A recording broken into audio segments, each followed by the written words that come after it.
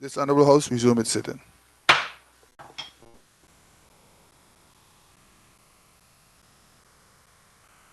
We call on Honorable Julian Fraser, member of the 3rd District. Thank you, Mr. Speaker. Mr. Speaker, I thank you for the opportunity to make contributions to this very important bill before the House, Integrity in Public Life Act 2021.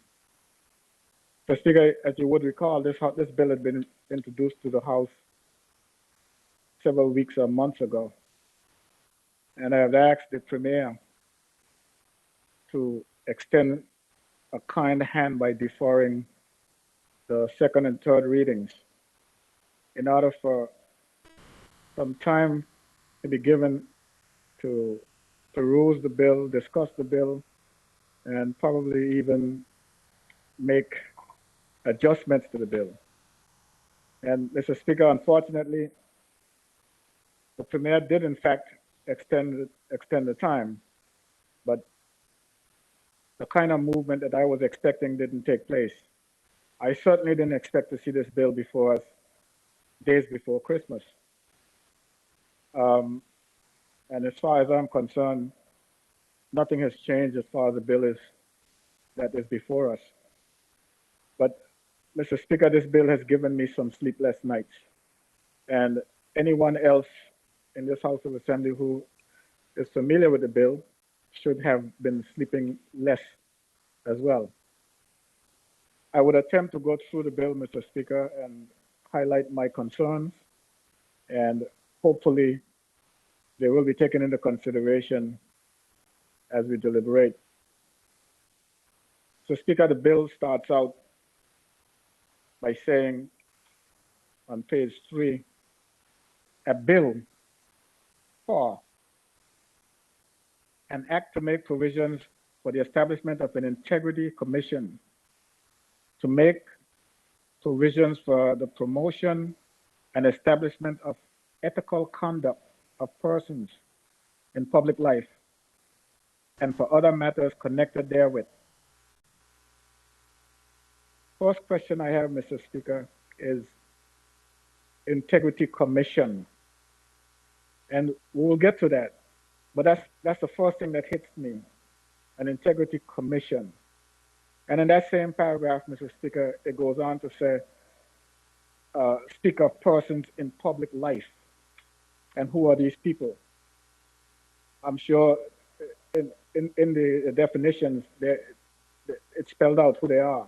It tells you who the Integrity Commission is, what it is, and it tells you who these people in public life are.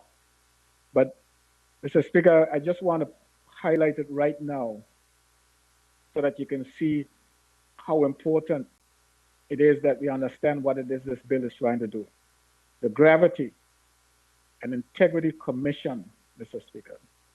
When you hear the word commission, it speaks to some body of authority, an imposing body, a body that is almost omnipotent, Mr. Speaker. And I have my questions as I go through the bill regarding this commission and these people in public life. Mr. Speaker, clause 1 of the bill, part 2, not part 2, clause 1, section 2 of part of clause 1, Mr. Speaker, says, this act shall come into force on such date as the minister may. And I question that when it says the minister. And you would understand why I'm questioning that. Why is it a minister who's bringing this bill into force, Mr. Speaker, when we're talking about a commission? And I'll point out what I consider a commission to be later. Mr. Speaker,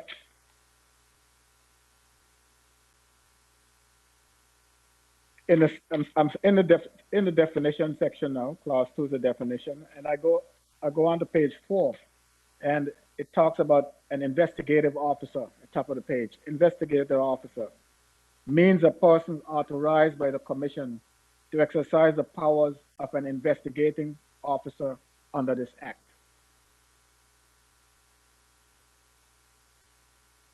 you can begin to feel the gravity, Mr. Speaker, and understand why this thing crawls my blood. This bill crawls my blood to see that you're talking about an investigating officer. These people almost have their powers of that of police.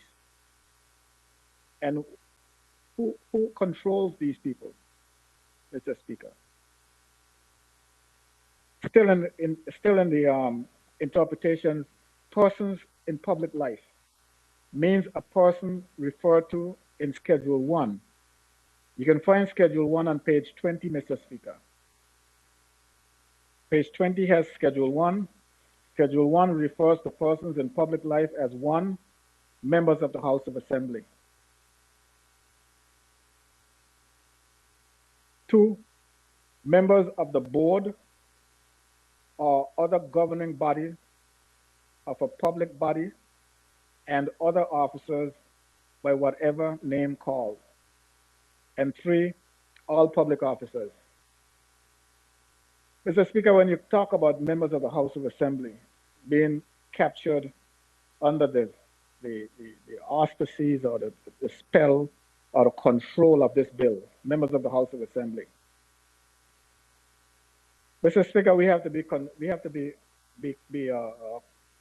careful not to contravene Section 82 of the Virgin Islands Constitution, 2007 Virgin Islands Constitution order, Mr. Speaker. We have to be careful about that, where members of the House of Assembly has the right to make laws for immunities, privileges, and what is this bill doing regarding that power, to contravene that power? Mr. Speaker, we also have the situation where you're talking about members of a board. Back in the day, I know you had difficulties finding people to sit on boards when there was no intrusion into their private life. Now we're going to start intruding in their private life, what they do, how they do it. What difficulties are we going to be posing for these people? Are they going to come forward now?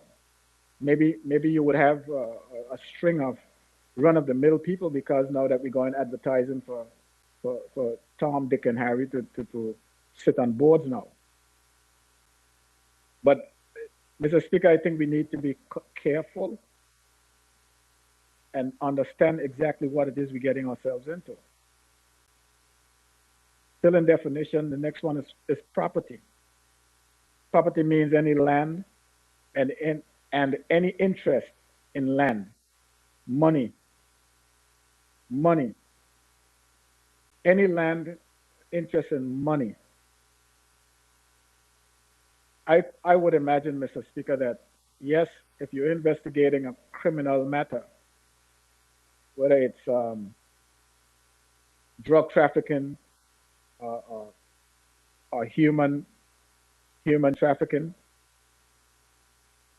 yes, there's money involved, and you can have an interest in that money, meaning you can go in the bank and freeze their account. But when you're talking about somebody on a board, sitting on a board, a statutory body, and you're going to start talking about interest in their money, or you're talking about a member of the House of Assembly and start talking about interest in his money, I think the matters that would require interest in someone like that money would be a police matter, not an investigating officer working for a commission. And it gets more juicy, Mr. Speaker, where these people are allowed to do things that it sends chills in my body.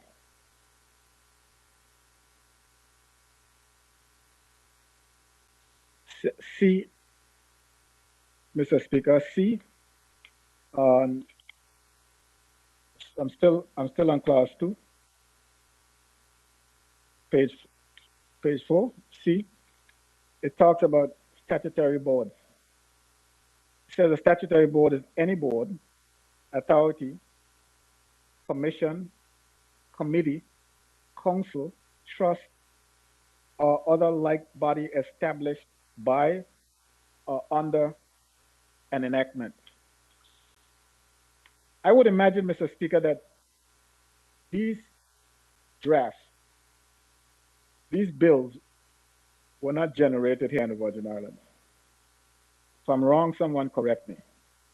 I would imagine that it came from a model that was set somewhere else.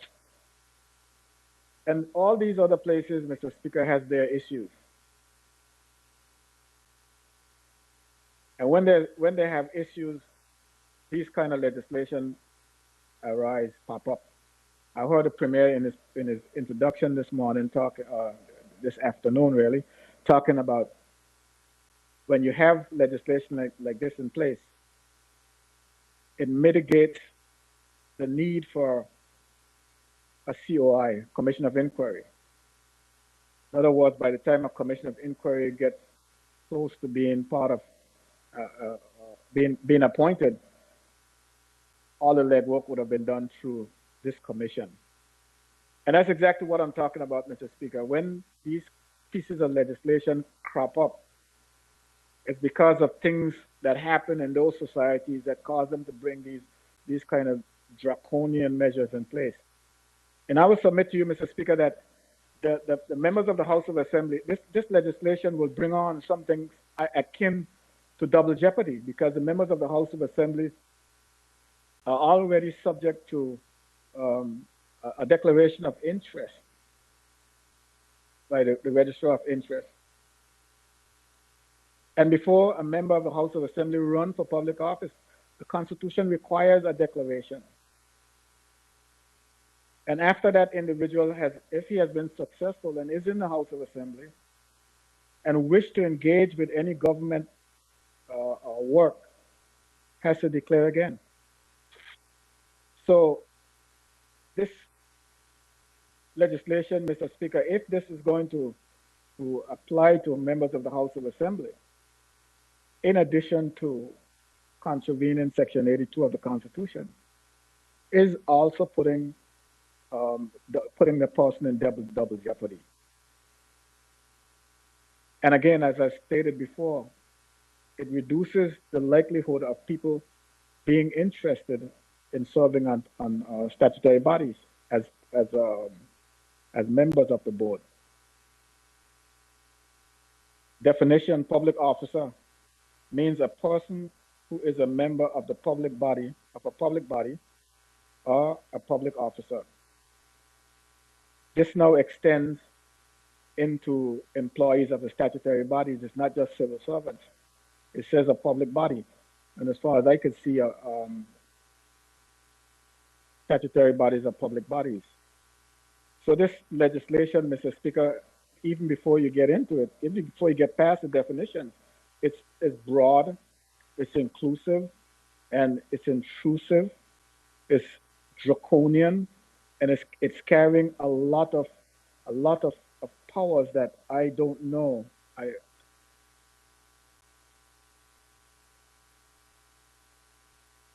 That I don't know, Mr. Speaker, is vested in the right place.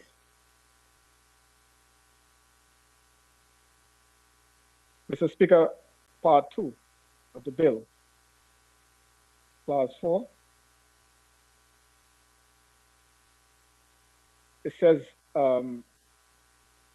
there is established a commission to be known as the Integrity Commission. And if I move down to Clause 4, Section 5, Clause 4, it says the chairperson shall be appointed by the governor in agreement with the premier, who shall first consult the leader of the opposition. Who nominates the individual is the question that I have. It doesn't talk about how the person gets to be appointed by the governor in agreement with the premier, who shall first consult the leader of the opposition. Am I to assume here that the governor is the one who bring this person forward, and the premier, after consulting with the leader of the opposition, must agree with the governor's appointment? without the person the governor brought forward. I have a problem with that, Mr. Speaker. With the governor selecting this individual, I have a problem with that. I think we can do better than that at this level. And that is something that we need to give further discussion to and further consideration to. I do not believe that that should be the case.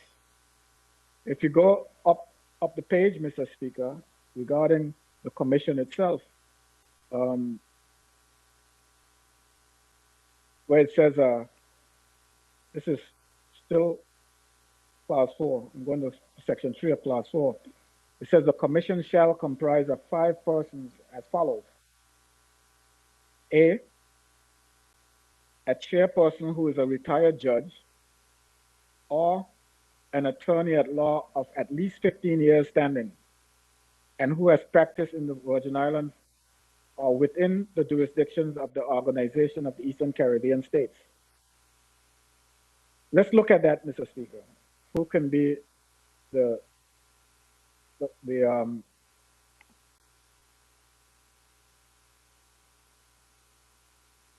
can be the chairman of the chairperson of the commission? A retired judge or an attorney at law of at least 15 years standing.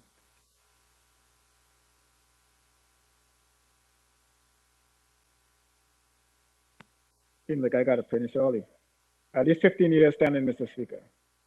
And we have to bear in mind who qualifies to sit on this commission. Person who qualifies to sit on this commission, you can find, Mr. Speaker, further down the page at section 7D. That person would otherwise be disqualified in accordance with the Constitution to be a member of the House of Assembly. So in other words, Mr. Speaker, if according to the Constitution, that person does not qualify to be a member of the House of Assembly, they cannot sit as a chairperson of this commission. I'm not saying that I have a problem with it. I don't have a problem with that, Mr. Speaker. But I think that we will have a problem finding a chairman for the commission based on this particular provision. We may have a problem, not necessarily would, but may. And then it goes on to say in section 3 of clause 4, that 3B, one person selected by the governor, one person nominated by the premier, one person nominated by leader of the opposition, and one person nominated by the Christian Council. So again, if B says there shall be one person nominated by the governor, then A, which is the chairperson, then there lies my question as to who select this individual. And we need to make a point of that and get an answer to that, Mr. Speaker.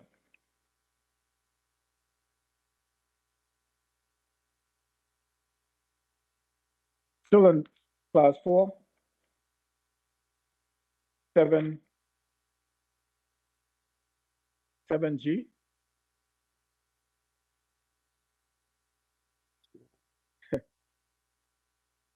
Is not a belonger. So that is speaking to who does not qualify. G says, if you're not a belonger, that rules you out. Clause 5, Mr. Speaker. A, the commission shall, A, to receive and investigate complaints regarding any breaches or non-compliance with the provisions of this act, without prejudice to the provisions of any other enactment, conduct an investigation into corruption under this act, referred to it by any person. Question, Mr. Speaker. Who are the complaints to be submitted to? And if I see 15 If I go to 15, Mr. Speaker, I'll see who the complaints would be. 15 says, that's on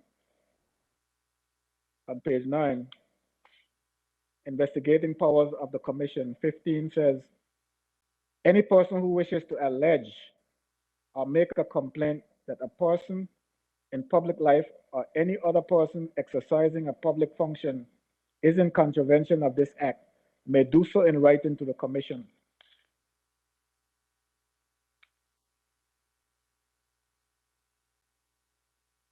So the commission's duty is to receive complaints, to make recommendations and to advise public bodies of any changes in practices and procedure which, in the opinion of the commission, will reduce the likelihood or the occurrence of acts of corruption.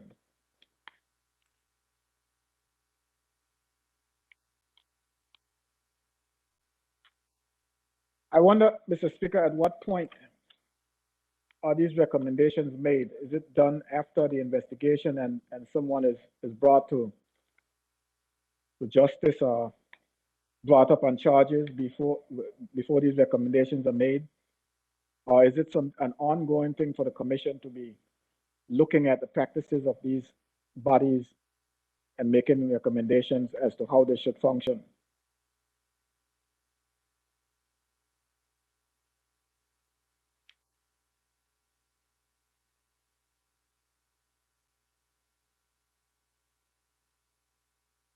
I see something here that I consider to be unfair, an unfair practice. Clause 9, Mr. Speaker, E on page 8, it speaks of who is eligible to serve on the commission or to be on the commission. It speaks about if the member is nominated as a candidate for election as a representative in the House of Assembly or is appointed the Speaker of the House of Assembly. Okay, maybe I have no problems with that. Yes, the member should be removed from the commission if he is so bold as to be nominated as a candidate. Why not go one step further, Mr. Speaker?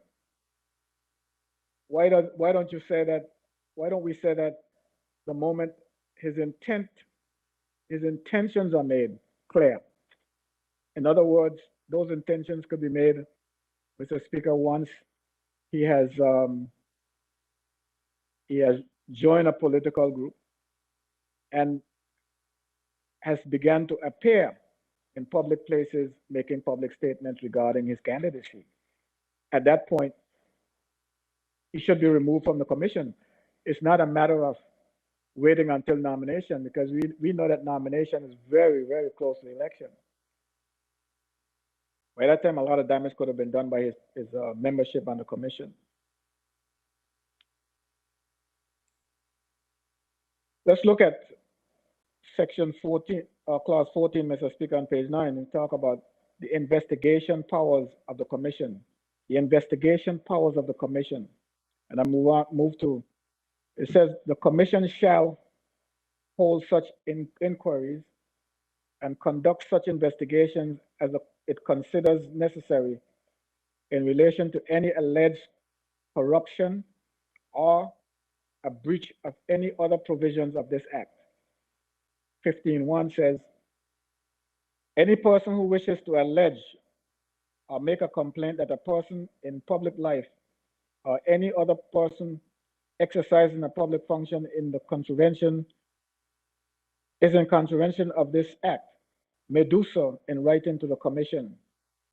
2, the complaint shall specify A, the person against whom the complaint is made, B, the details of the alleged act committed under this act, and C, such other particulars as may be prescribed. I'm wondering, Mr. Speaker, how practical is this? Yes, if you're going to make an accusation against someone, the person should know who the accuser are. But does this tell you that you will get a chance to know who your accuser are? All it's saying is that the person should make the complaint in writing to the commission. The commission then seeks or sought to conduct an investigation. So now the commission is conducting an investigation on Paul. Does Paul know the origin of this investigation? How did it get started? Who is accusing him of what? Does he know? So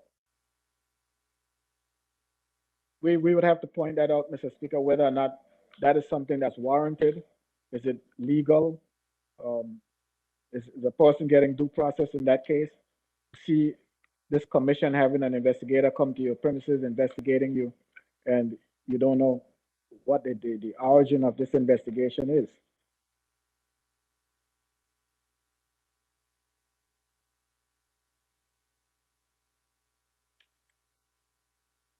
Still on clause 15, Mr. Speaker. 15.5 says where a person wishes to make a complaint of any contravention of this act against any person exercising a public function, but who is not subject to this act, the commission may assist the complainant to prepare the complaint and shall forward the complaint to the relevant regulatory or disciplinary body to which the person against whom the complaint is being made is subject, whether in or out of the Virgin Islands. So this commission, the reach of this commission is now extending beyond its borders, not just the territorial borders, but I mean its own borders. So it's assisting individuals who wish to make a complaint on anything. It's assisting them to formulate that complaint, assisting them to forward it on to another body, whether that body might be the Director of Public Prosecution, the Attorney General Chambers, and the reach of this commission, Mr. Speaker, is concerning to me. If the commission has a function to perform under this act, it should stick to that function. It should be limited to that function, not reaching out to assist people to bring complaints against someone that has to be forwarded to another jurisdiction. Where does it end? Where does it end, Mr. Speaker? I think the commission should be limited to what's in this act and not anything else. And it even goes as far as to say whether or not outside the Virgin Islands, whether in or out of the Virgin Islands. So it goes international, chasing matters that has nothing to do with its own jurisdiction.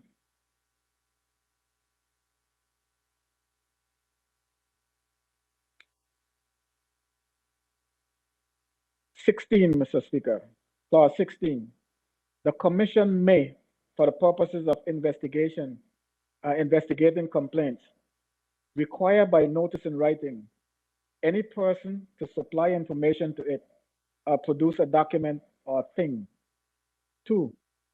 An investigator may, upon production of his or her official identification card, if so required, enter premises occupied or used by a public authority for the purposes of searching for documents kept on the premises, B, inspecting documents or other things kept on the premises, and C, taking copies of relevant documents found on the premises. Mr. Speaker, this is tantamount to police powers. Mr. Speaker, these are police powers. And I shudder to think that, Mr. Speaker, this is happening. I find it hard to accept. Mr. Speaker, just bear with me for a second. I have to get this thing some juice. I waited so long for this body to restart that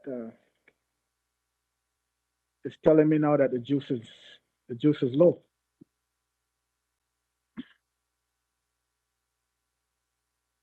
I don't know why something like this would happen to me. A nice guy like me. If I turn this, I wonder if I rotate this, if it would still work. Okay, it works.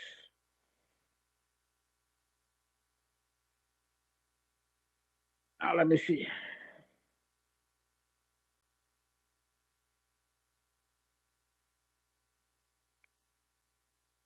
Thank you, Mr. Speaker. Yes, Mr. Speaker, what I was saying is that under that particular clause, we are extending some significant powers to this commission. And I am not sure that I am ready to live in a society with this kind of this kind of laws, draconian measures that can be taken. I mean, it's one thing to say that you're coming into a politician's office to search for records and documents and all the rest of it. But this is not just for us, 13 members of the House of Assembly. If this was to be enacted the way it's written, it would not just be for the 13 of us. But I'm going to extend it further. All the statutory bodies and the members that sit on those boards will be subject to this kind of behavior. They will be subject to this kind of behavior where at any time, no matter where they sit, if it is in the opinion of these officers that documents are being held there in those offices, they can just, by presenting their badge, walk in and start searching. That's the statutory bodies, directors. And then you have the civil servants. Well, how many civil servants we have now? I call a figure, is it 3,000 or something to that effect? And then all the employees of the statutory bodies. Are we prepared for this, Mr. Speaker? Are we prepared for this? Is this necessary? It's like we're talking about moving forward, moving the dial forward. Has the atrocities that have been committed to this date been so egregious that we have to move to such draconian measures by bringing a piece of legislation like this before this body for passage? Just answer that question. It's a question. I shudder to think, Mr. Speaker, what the future is going to be like for members of the House of Assembly. I shudder to think what it's going to be like with all these measures that are being put in place. It is as if they are wholesale raiders and something has to be put in place to stop them. But it's not just the members of the House of Assembly, Mr. Speaker. I think that we would find a way to get through this. But what about those other people who doesn't have the means? They don't have the powers under Section 82 of the Constitution to make laws for their immunities, privileges, but are being subjected to the legislation that we are talking about.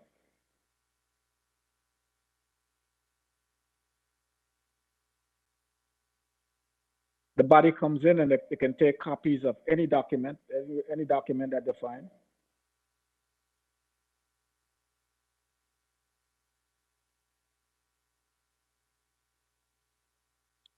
That's in your office.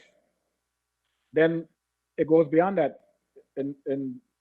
Under clause 16(4), it says the investigator may seek a warrant for the purposes of entering private premises where the investigator reasonably suspects that it is necessary and in furtherance of the investigation. We're not talking about a member of the Royal Virgin Police Force here. We're talking about an individual who has been anointed by a body of 5 that was appointed by the governor after being nominated by the premier, the leader of the opposition, the Christian Council.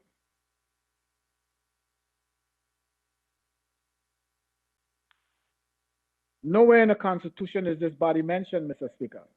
And when we have bodies like this, whether it's the Director of Public Prosecution or the Attorney General's chambers, they have the full blessing and the sanction of the Constitution.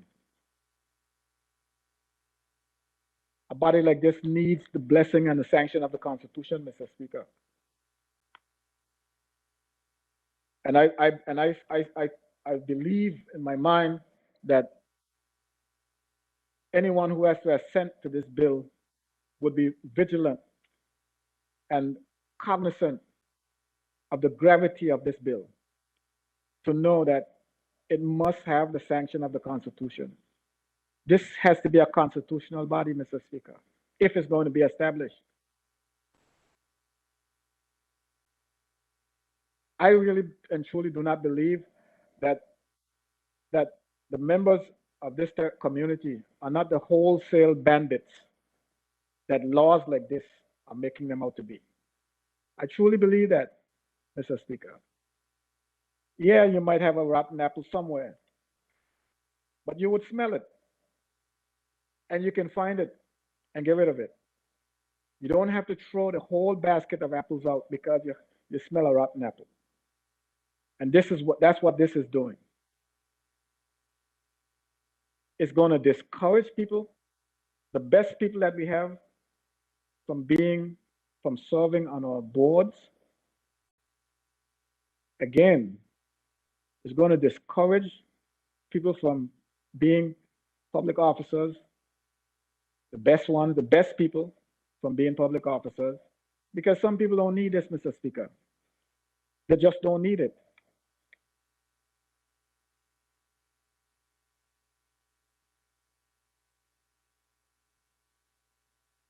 Mr. Speaker, Clause 19. A person other than a suspect may not object to supplying information, documents, or thing pursuant to Section 16(1) on the grounds that it might tend to incriminate him or her. You hear thing, Mr. Speaker? A person other than a suspect may not object to supplying information, documents, or things pursuant to Section 16(1) on the ground that it might incriminate them. So, Mr. Speaker, in this case, nobody will be a suspect. Nobody. You're not a suspect. Give me the information. Oh, we don't suspect you. Give me the information. But if I suspect you, I can object to giving you the information. Of course, there are penalties or whatever it is if you object to giving the information and if you're a suspect. But after you get the information, the person becomes a suspect. What stopped them from becoming a suspect once they give you the information? So you see, Mr. Speaker, there are things in here that does not work in the best interest of the very people who you have serving you. Why should I declare you a suspect if I can get the information from you? Once you're not a suspect, once I get the information, then I declare you a suspect. What are you going to do? Give them back? And say they were illegally gotten? They can't be used in the crime as a matter of criminal investigation?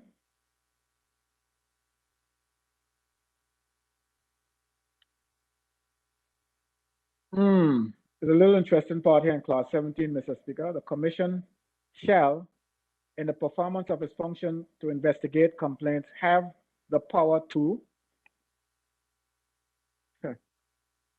D. Access the register of interest established and maintained pursuant to the Virgin Islands Constitution, Order 2007, in such circumstances that may be prescribed. I hate to say it, Mr. Speaker, but there's no way you're going to tell me that this legislation has nothing to do with the Commission of Inquiry. Remember, the Commission of Inquiry did not have access to the register of interest. You see the correlation here, Mr. Speaker, that this body is now going to have access to the register of interest. And it goes back to when the Premier says that we are going to do all the preliminary work, all the background work, so that in case anyone was to bring forward a Commission of Inquiry, all this stuff would have been done. But I think that the Premier is not going about this thing the right way. I cannot agree with him on this one. I really can't. There are things that we are supposed to be looking at and things that we're not supposed to be looking at. This is not one of the things that we're supposed to be looking at. There are ways to make sure that the public service functions in a transparent manner. There are ways to make the public service function in an acceptable manner other than using these police force type of operation. Mr. Speaker, I am sorry to interrupt you, Honorable Fraser. It doesn't seem as if we have a quorum.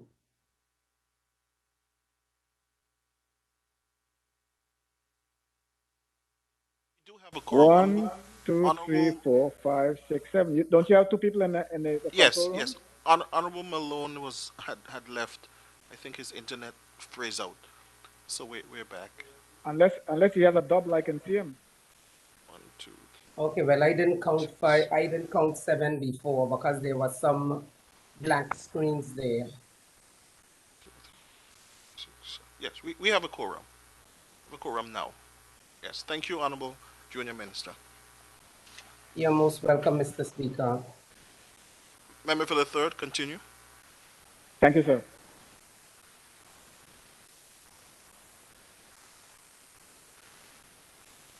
Mr. Speaker, clause 18, where the commission is satisfied on the basis of an inquiry conducted pursuant to this act, that A breach of any provision of this act has been committed, it shall take such action as it deems fit. This is very open. It shall take such actions as it deems fit. Mr. Speaker, when we make laws, we give a range of penalties for those laws. And the judge at his or her discretion decides, based on the evidence, what to use. Here we're telling the commission that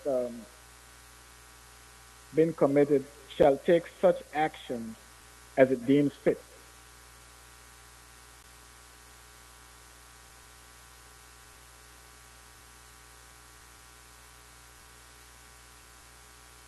I'm not sure, Mr. Speaker. I see it goes on to talk about other things, but I'm looking at A.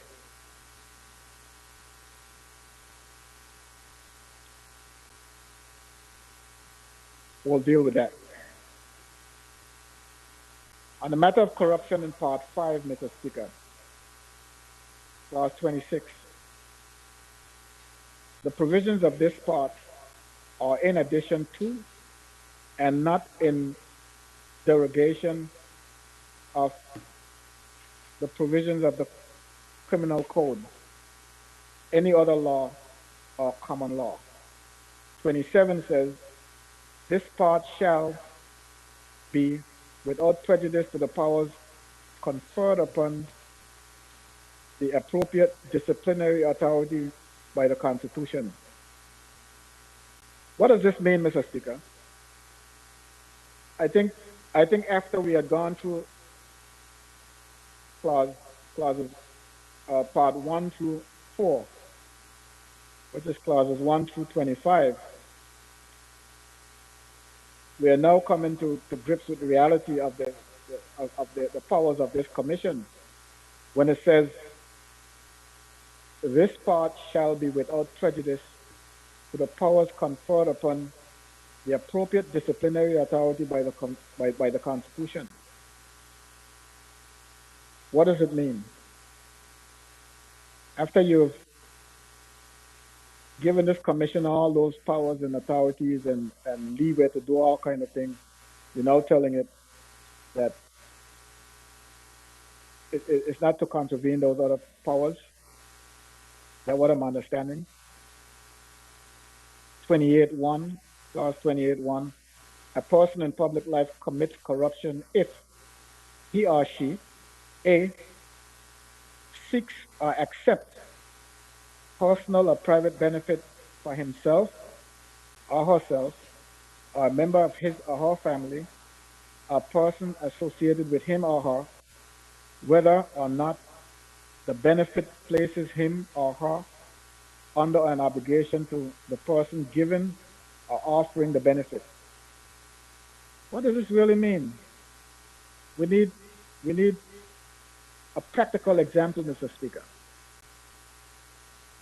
Let me read it again. A person in public life commits corruption if he or she, A, seeks or accepts personal or private benefit for himself or herself, or a member of his or her family, or persons associated with him or her, whether or not the benefit places him or her under an obligation to the person giving or offering the benefit. Mr. Speaker, a little 4-line, 5-line, actually 4-line paragraph in one column of a sheet cannot explain what corruption is, Mr. Speaker. This thing requires more than a chapter in a book. It certainly does, because it is broad and it's inclusive, and it's not fair to anyone who is being accused. And we ought to do better, Mr. Speaker. We have to do better. Remember, this is not a court of law. In law, Mr. Speaker, and the Attorney General can bear me out on this, they go back to precedents when it's reviewing a case. To look at what happened in years past, what happened, how many cases there were from many jurisdictions they would use, whether it's Singapore, Malaysia, and what year back in 1902 and all that stuff, before they reach a verdict. This little narrow stuff that you're telling me is corruption. B, solicits or accepts, whether directly or indirectly, any article or money or other benefit or advantage for himself or herself or another person for doing any act or omitting to do any act in the performance of his or her functions as a public official.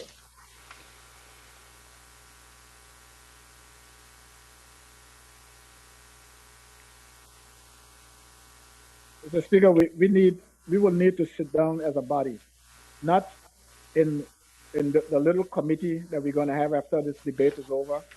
That's going to last all of 1 hour, maybe, hour and a half, before we can pass this bill, if the bill is going to have meaning. Corruption requires, like I said, it requires a chapter, not something as narrow as this. Someone comes to a public official, a member of the House of Assembly, with a grievance, and you take that individual to a government office to settle that grievance, and the individual was successful in getting the grievance settled. Are you telling me that the public, that the representative, the political representative, has done that person a favor and therefore that person is beholden to the political official, and therefore that is an act of corruption because the person has in fact, I, I I'm confused, and I shouldn't be. These little snippets that have been pulled from places and dropped into this act, this bill, Mr. Speaker, is not doing service to anyone. The bill is too small to encapsulate all the things that need to go into it in order to make it comprehensive and complete.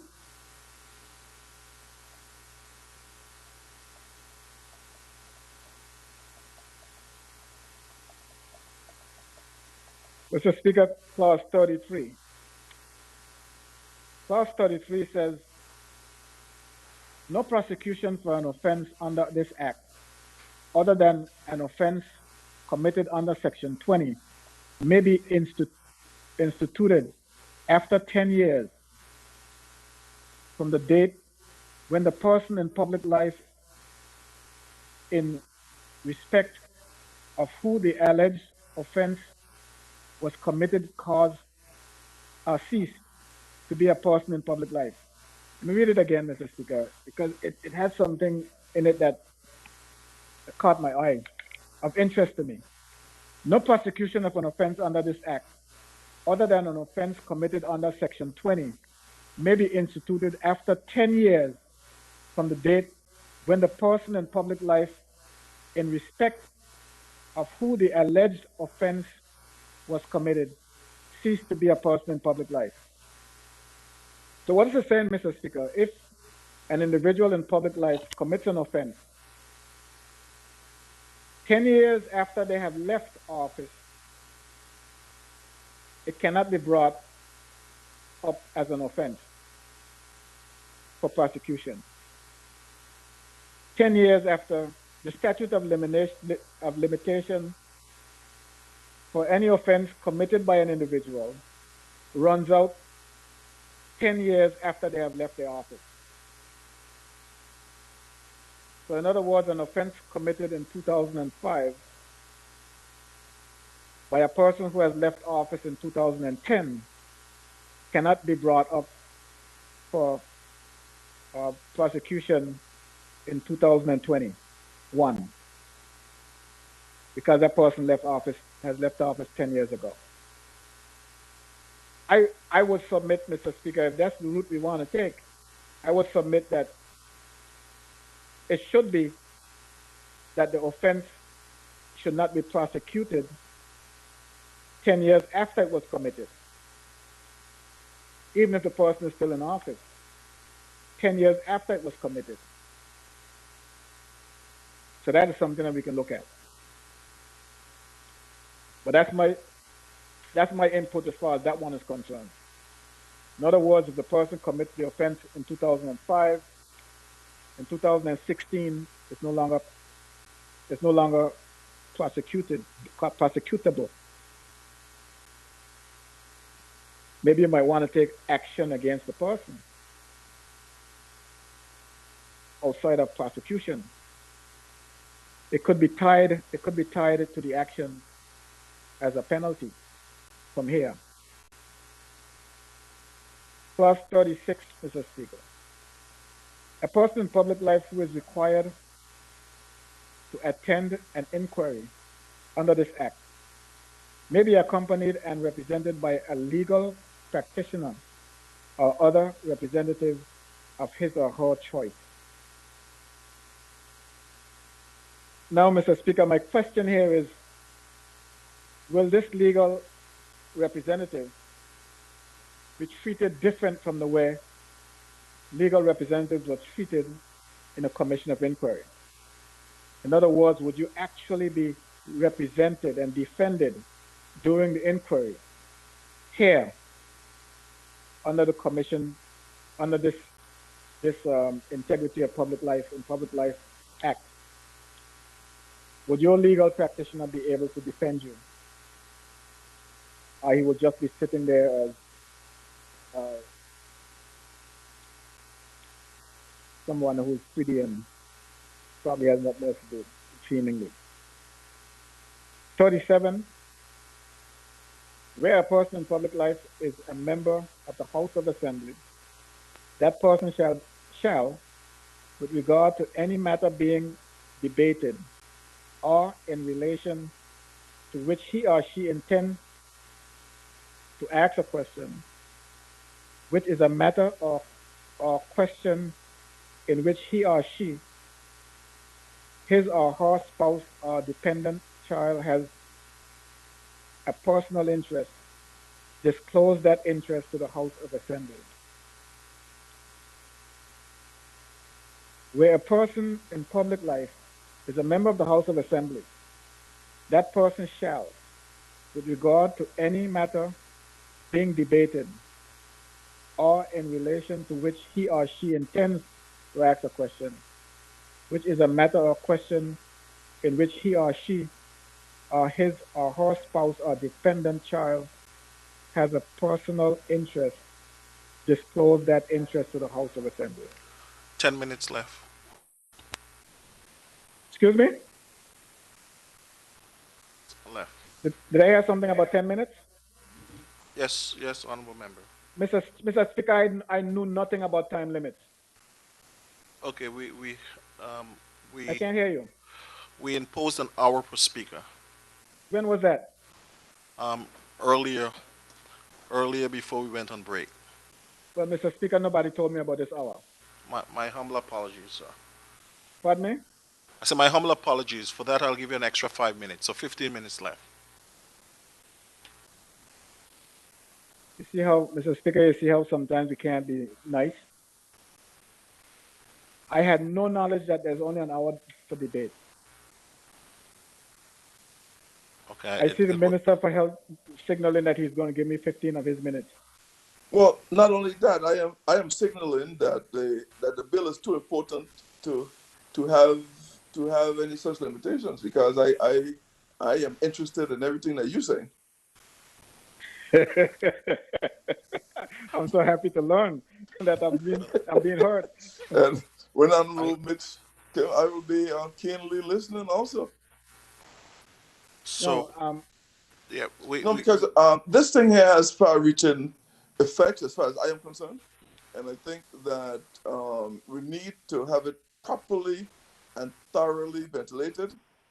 And if we have to come back after Christmas, we'll come back after then. But I don't wish to join in shortening anybody's views where this is concerned, because this one here will tell a tale.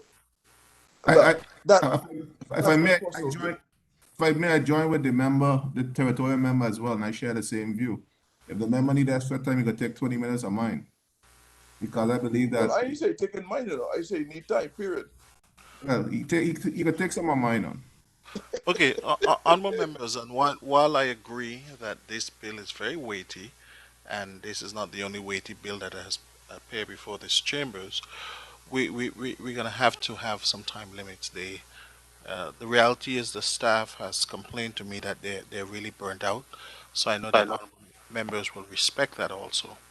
So I will give the honorable member an extra 5 minutes because he was not aware of the time limit. So, Honorable Fraser, it's now 5 o'clock, so you have 15 minutes in which to wrap up.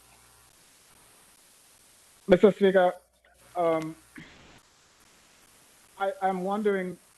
I note with interest, very carefully, the wording in clause 37, and I'll point out exactly why I noted with interest.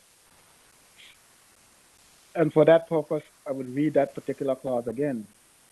It's not very, the clause isn't the clearest that I have ever seen. And it's not the easiest to comprehend. But based on what I understand it to be saying, I will read it again and point out the peculiarities about it. It says, where a person in public life is a member of the House of Assembly, that person shall, with regard to any matter being debated or in relation to which he or she intends to ask a question, which is a matter or question in which he or she, his or her spouse, or dependent child has a personal interest, disclose that interest to the House of Assembly. I want to point out, Mr. Speaker, who this clause is associating with a member of the House of Assembly. The clause is associating his or her spouse,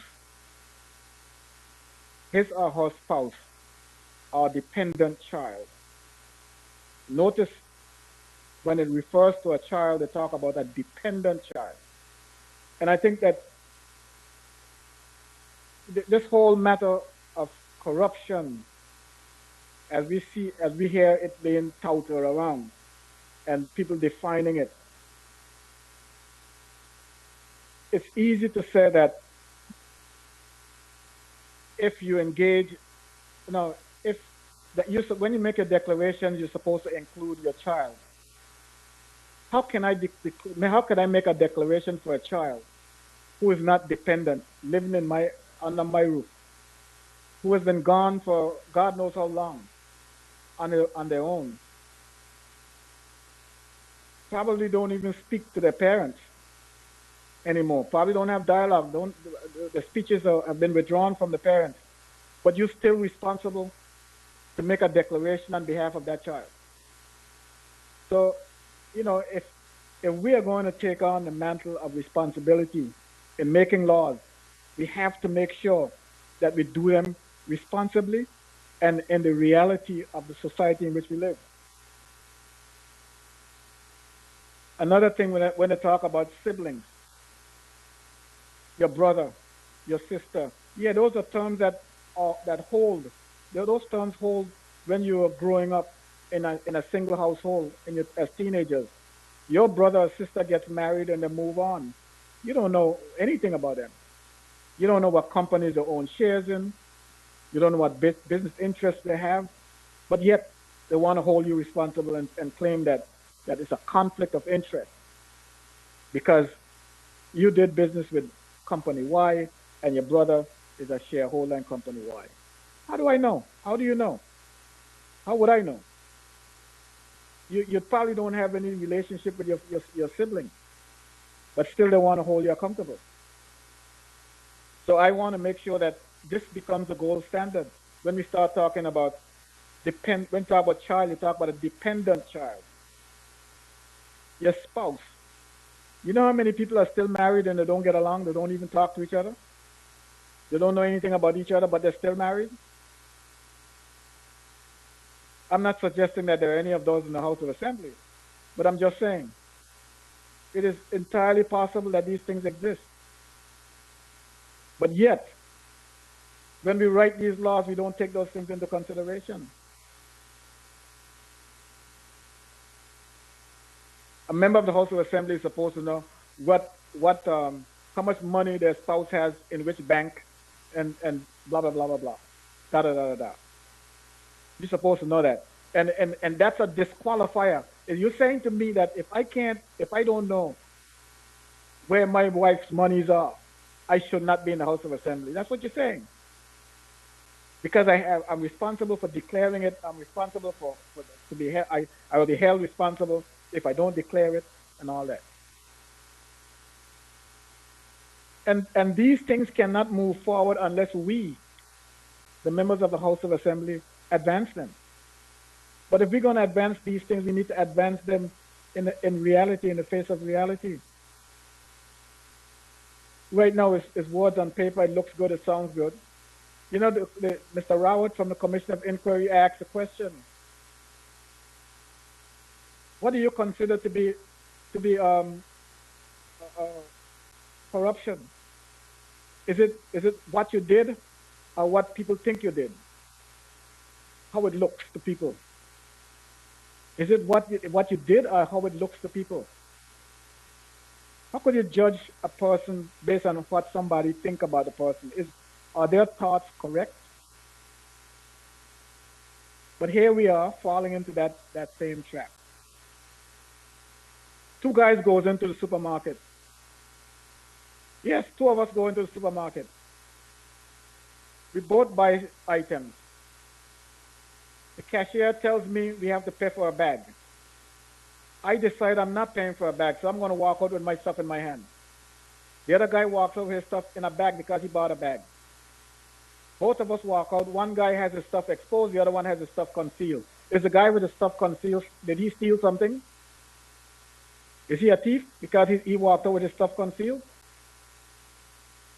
But the public will say, oh, if he didn't steal it, he would have walked out with it so we could see what it is. Now, I'm looking at this bill that we are working on right now, Mr. Speaker, and I am thinking more about the future of this country, the politicians that are going to lead this country in the future, who are the ones that are going to enter into this House of Assembly under these kind of rules, these regulations. And these things, these regulations are not germane.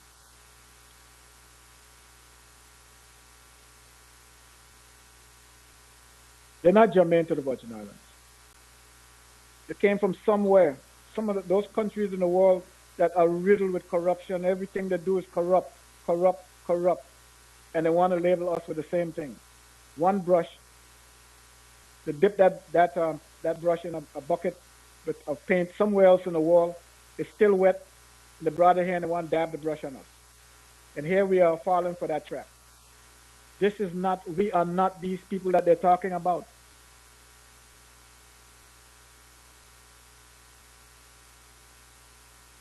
Mr. Speaker, Clause 41 of the bill,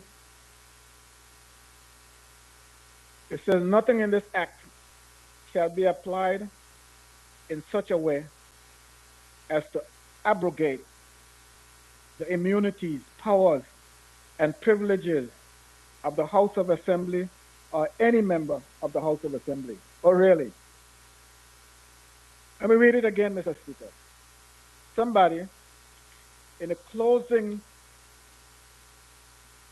articles of this act, of this bill, realized, maybe we've gone overboard.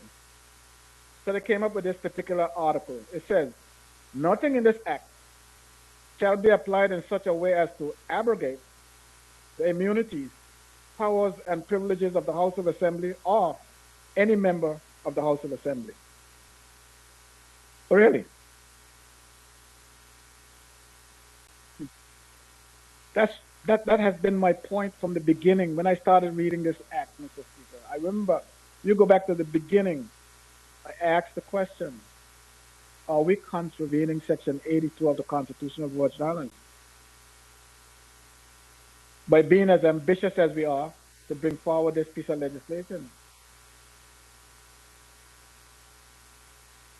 You know, whatever our problems are, we should tackle them, Mr. Speaker, head on. We should not be going around the bush to deal with our problems, if we have problems. January is fast approaching. Let's see what the commission comes up with. I understand, I think I understand what the Premier is trying to do. But at this late stage, 2-3 days before Christmas, an entire bill like this is coming forward for us to pass. No, Mr. Speaker, I have a problem. Clause 43(2). Regulations made under this act shall be subject to a negative resolution of the House of Assembly. Again, Mr. Speaker, I beg to differ.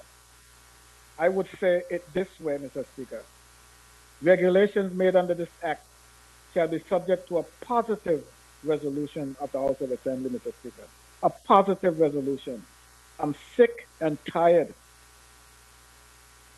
of the cabinet making regulations, Mr. Speaker, and bringing them to the House of Assembly after those regulations have been enacted, and there isn't a chance in hell that the House of Assembly is going to put a nay to it for a negative resolution. There isn't a chance in hell.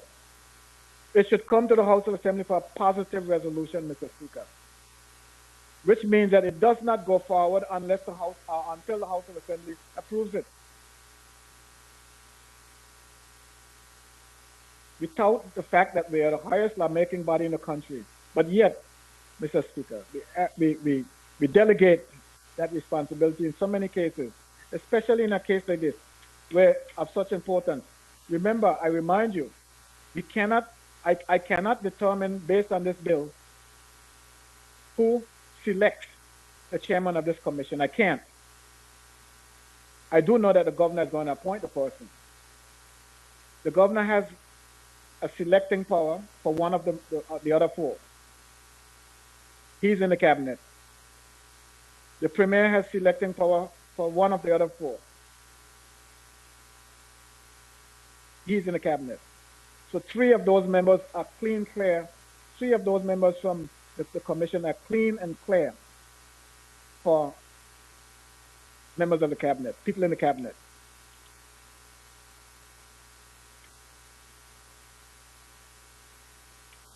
Then you have the other two members. Well, they're in the minority. One selected by the leader of the opposition, and the other one selected by the Christian Council. They're in the minority. So essentially, what you have here is a commission that's selected by the cabinet, and cabinet is making the subsidiary legislation. So that piece of legislation, regulation, should come to the House of Assembly for positive resolution, Mr. Speaker. That isn't asking too much. What that is doing is asking for good governance, good legislation by the people who have been elected to make laws in the place where they should be making the laws. Yes, the members of cabinet have been elected, yes, to make laws, but not in the cabinet.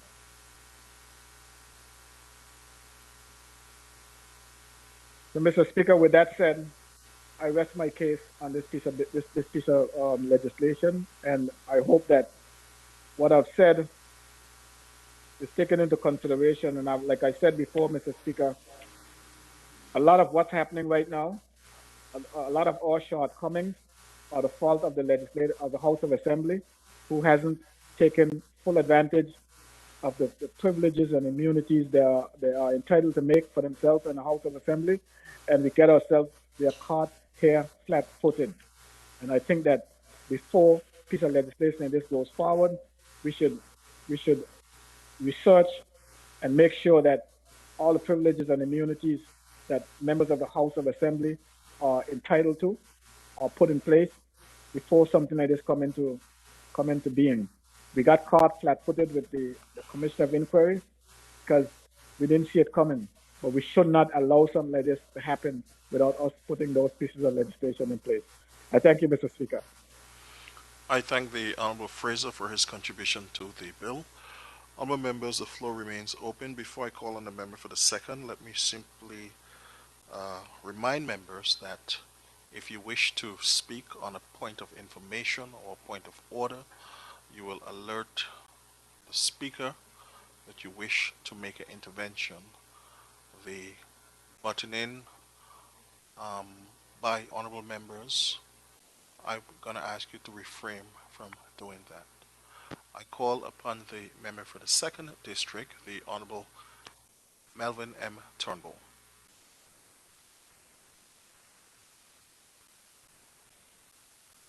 Thank you, Mr. Speaker. Mr. Speaker, um,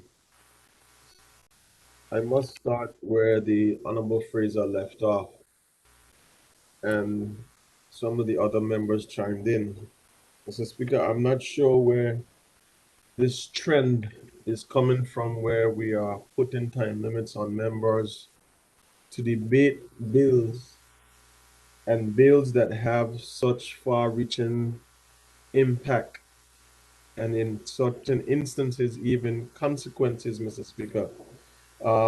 I used to understand that there would be an agreement between the premier and leader of the opposition. That seems to now be left to the speaker, which is not the norm in terms of having time limits in force.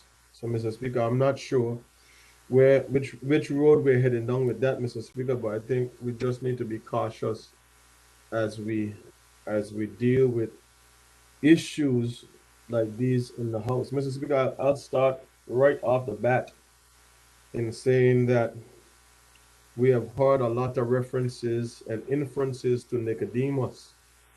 And this seems to be a Nicodemus situation, Mr. Speaker, where this huge bill, even though it is only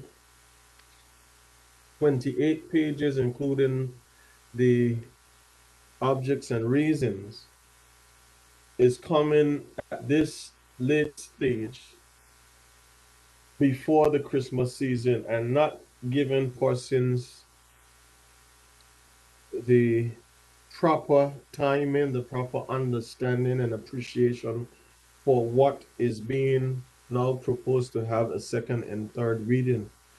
Mr. Speaker, it is important that the people of the Virgin Islands are aware of what not only what is being brought before this House, but Mr. Speaker, what members of this honorable House are being given the responsibility to debate on, I won't even say on the heels of a COI, Mr. Speaker, because the COI is not completed. We haven't seen the report and know what recommendations are coming out of it. But here we are, Mr. Speaker, doing and forming and trying to pass this integrity in public life.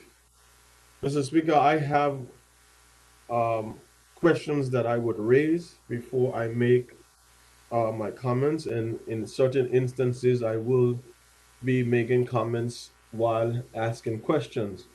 But Mr. Speaker, I will proceed, and the first thing that I would say is, when I went through this bill, when it was first introduced and presented to us, Mr. Speaker, I immediately started to make notes because this piece of legislation, even though it has a different name, it is very similar. It smells familiar. It feels familiar. And it looks familiar. Mr. Speaker, this piece of legislation here seems very much like the COI Act that was presented to us in the commissioner inquiry that was called on whether persons want to say, it was called while this present administration is sitting. It is called in by the last governor and presented and placed on the government of the Virgin Islands. Mr. Speaker, there are very much similarities. It feels familiar, familiar. It looks that way. And Mr. Speaker, I would even go to addressing some of the issues that would let what I am saying be felt by the hearts and minds of people. Mr. Speaker, very, very well, and I crave your indulgence, Mr. Speaker, as I will refer to the notes because I printed out the entire bill where my notes are. So I crave your indulgence and your permission to refer to the notes that I have made, Mr. Speaker. I didn't hear granted, but I would take it that they are. Mr. Speaker, Sir. thank you, Mr. Speaker. Mr. Speaker, I go directly to part two. Part two, number 444, and it is speaking to the Integrity Commission. But I'm going to read the first line. 441 states, there's to be established a commission to be known as the Integrity Commission. It is to perform in the performance of his functions under the act of the commission shall not be subject to the direction of the council or any other person or authority. Mr. Speaker, that's 441 and 2. Mr. Speaker, here we are again. And we are at a place where we are now seemingly trying to impose on our people, on the people of the Virgin Islands, placing it in our laws without any proper education, preparation, or full understanding. But we're setting up yet another body, Mr. Speaker, that is to have no accountability or responsibility to any entity. When we heard from the commissioner inquiry, we heard the commissioner, the governor, the all persons that were involved state that the commissioner inquiry had the powers of a high court judge. And here we are, Mr. Speaker, stating that the Integrity Commission, in its performance of its functions under this act, shall not be subject to the direction of or control of any person or authority. Mr. Speaker, number 3 says the commission shall comprise of 5 persons as follows. And the member for the third went through that. But I want to come to 4.4, Mr. Speaker. The appointment of the members of the commission shall be made by the governor. 5. The chairperson shall be appointed by the governor in agreement with the premier, who shall first consult the leader of the opposition. 6. A person appointed to the commission shall be a person of high integrity, capable of exercising competence, diligence, sound judgment, and impartiality in fulfilling his or her duties pursuant to this act.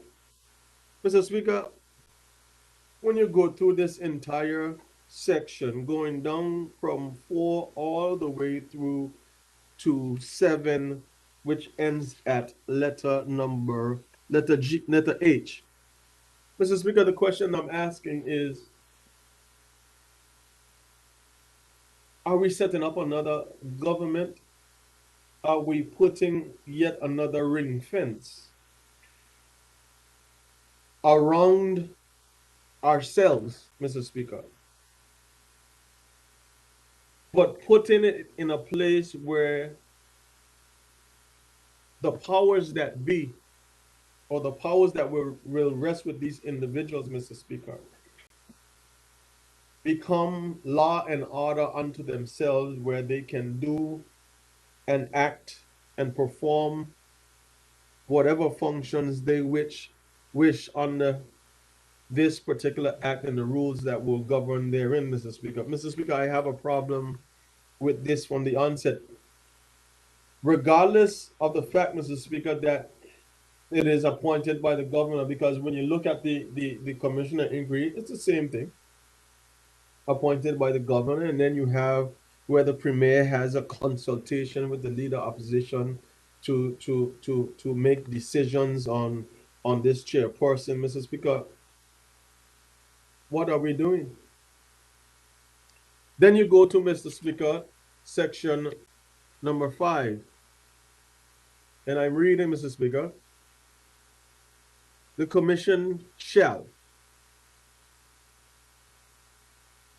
receive and investigate complaints regarding any breaches or non-compliance with the provisions of this act, without prejudice to the provision of any other enactment, conduct an investigation into corruption under this act referred to by any person, to make recommendations and to advise the public bodies of any changes in practices and procedures which, in its opinion of the commission, will reduce the likelihood or occurrence of this act's corruption, to conduct educational program and training relating to the role of the commission in promoting ethical conduct, to perform such other functions or exercise such powers as may be conferred on it under this act or any other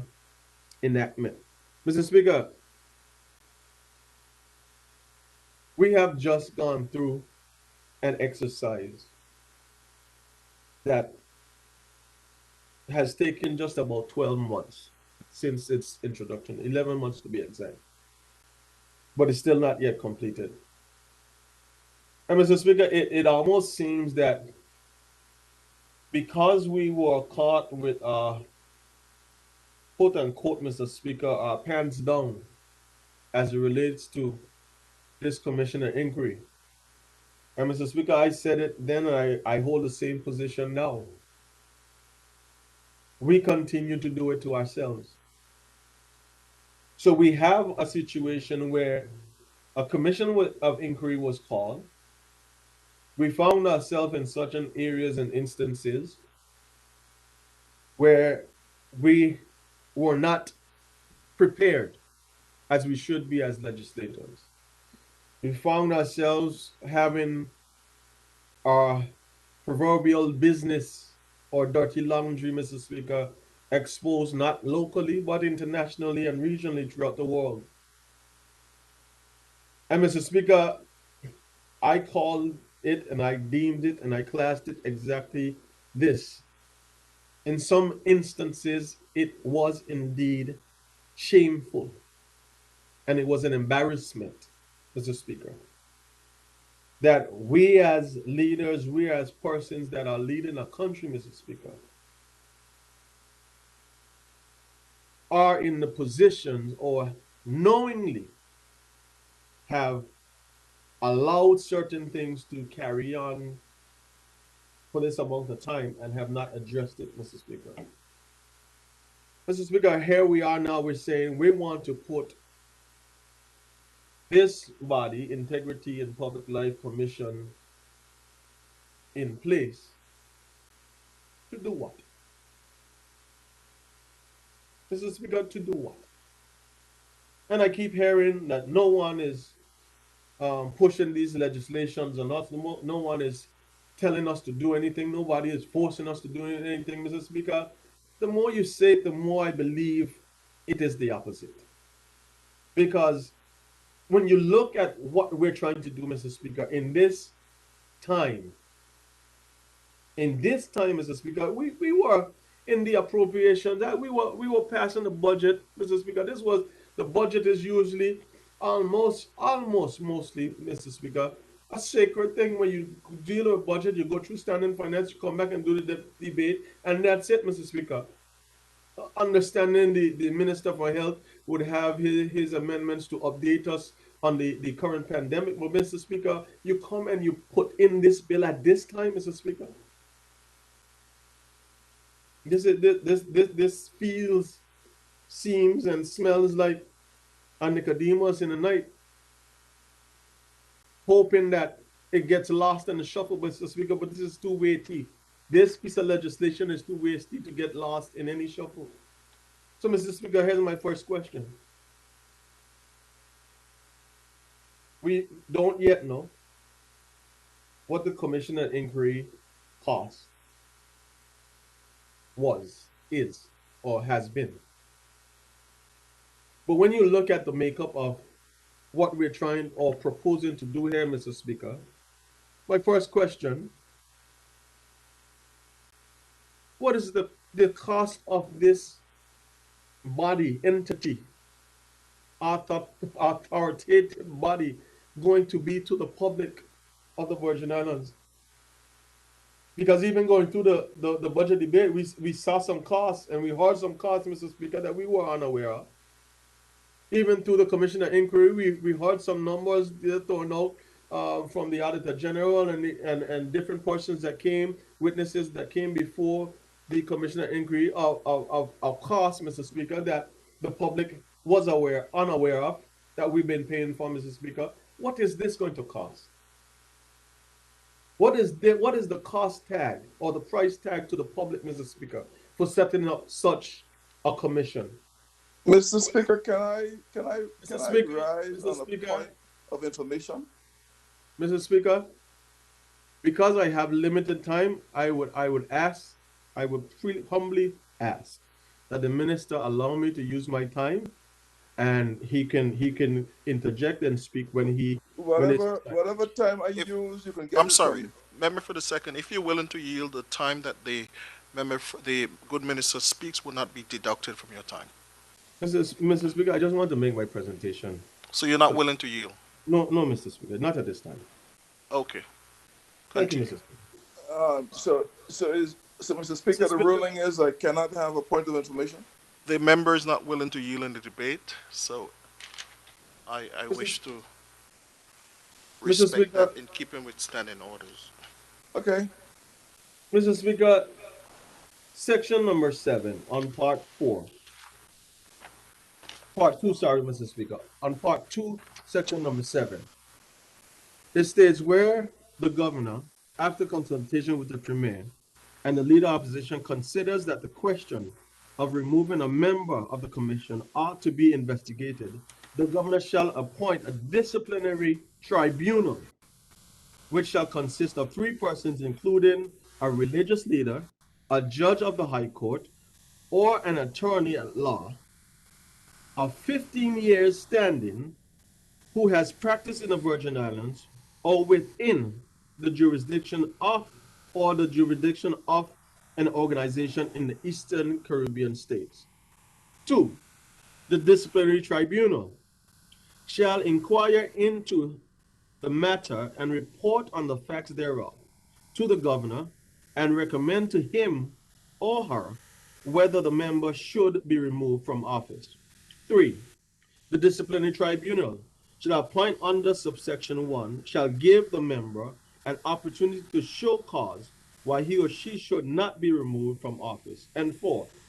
Where the question of removing a member has been referred to a disciplinary tribunal under this section, the governor, after consultation with the premier and leader of opposition, may suspend that member from exercising the functions of his or her office pending the hearing and determination of this matter. Mr. Speaker, even before we get into the meat of the matter, even before getting into the meat of the matter, if you want to remove a member, Mr. Speaker, you're going from just a commission now, you're going to a tribunal, Mr. Speaker.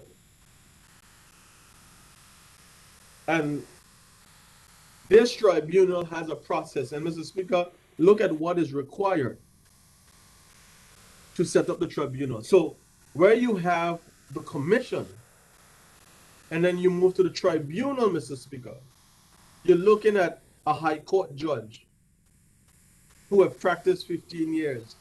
The religious, Mr. Speaker, where are these people coming from?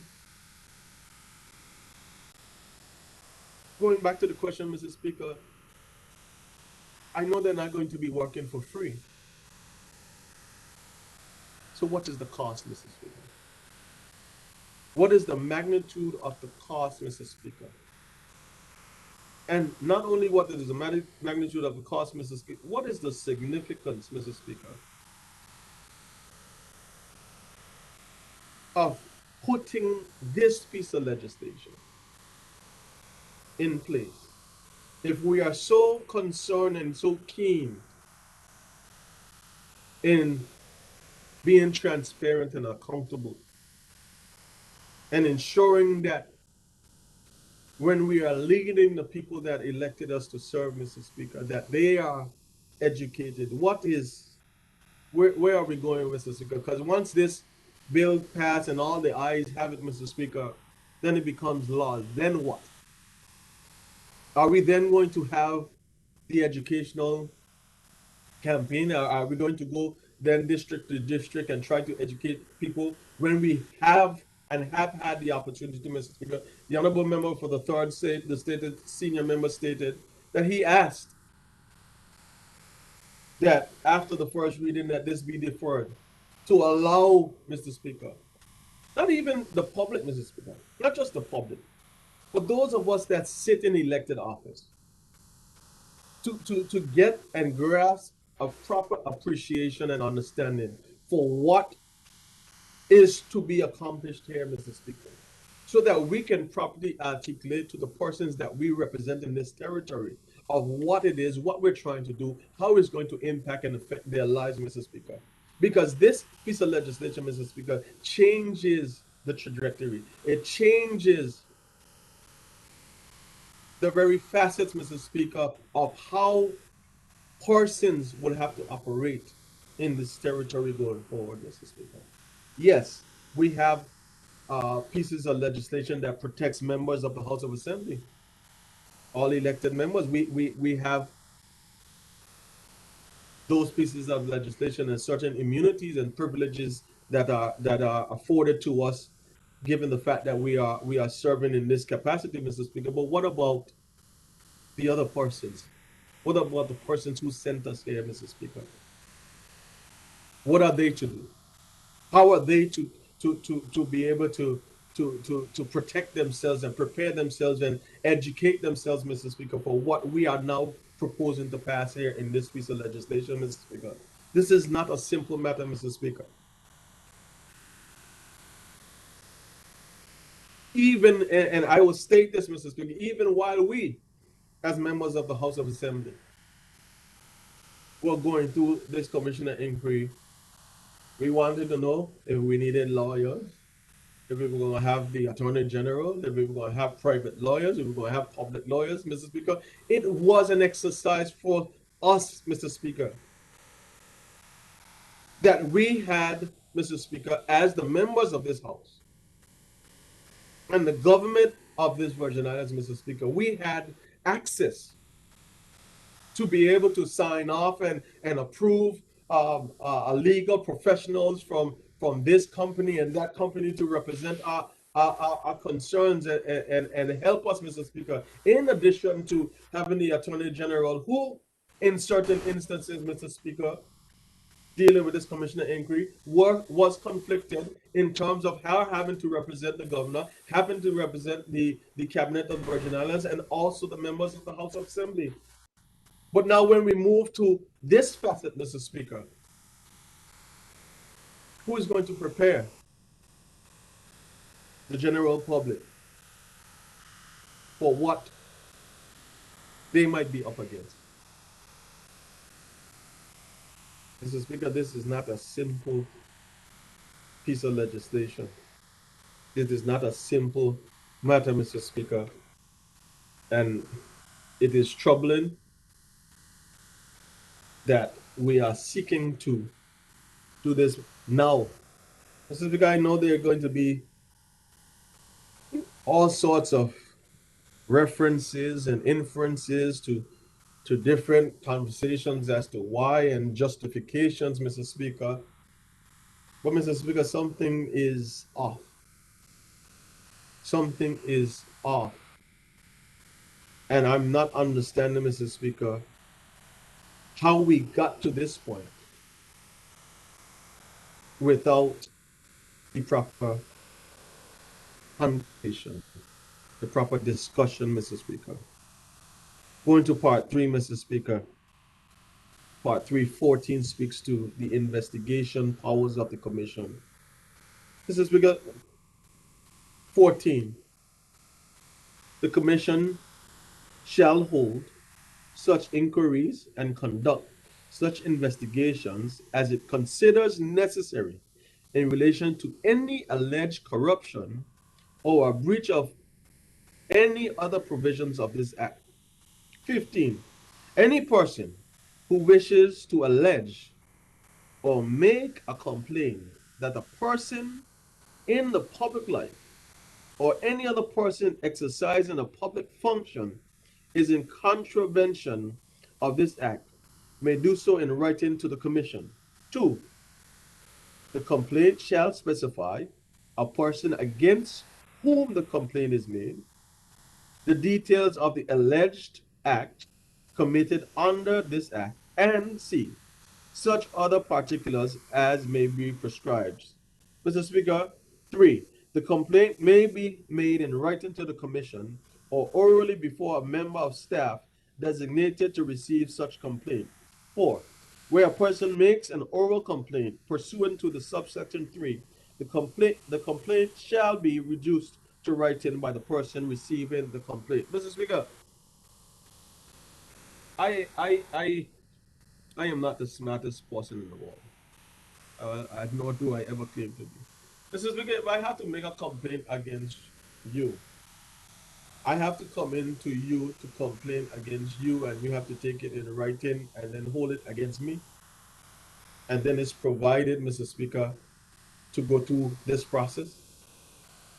Mr. Speaker, we are creating, it is almost that we are creating this untouchable fence, Mr. Speaker, that we are protecting or trying to protect ourselves from public scrutiny or even the scrutiny, Mr. Speaker, of the public. It feels, Mr. Speaker, that we are trying to hush and silence the public, that nobody can say anything, Mr. Speaker, or put an accusation or whatever the case may be against any member, Mr. Speaker, without it being going through this process. Mr. Speaker, I don't believe, not for a second do I believe, just as I stated with the commissioner inquiry, there were certain clauses in there that dealt with corruption and all the other stuff, Mr. Speaker. I don't believe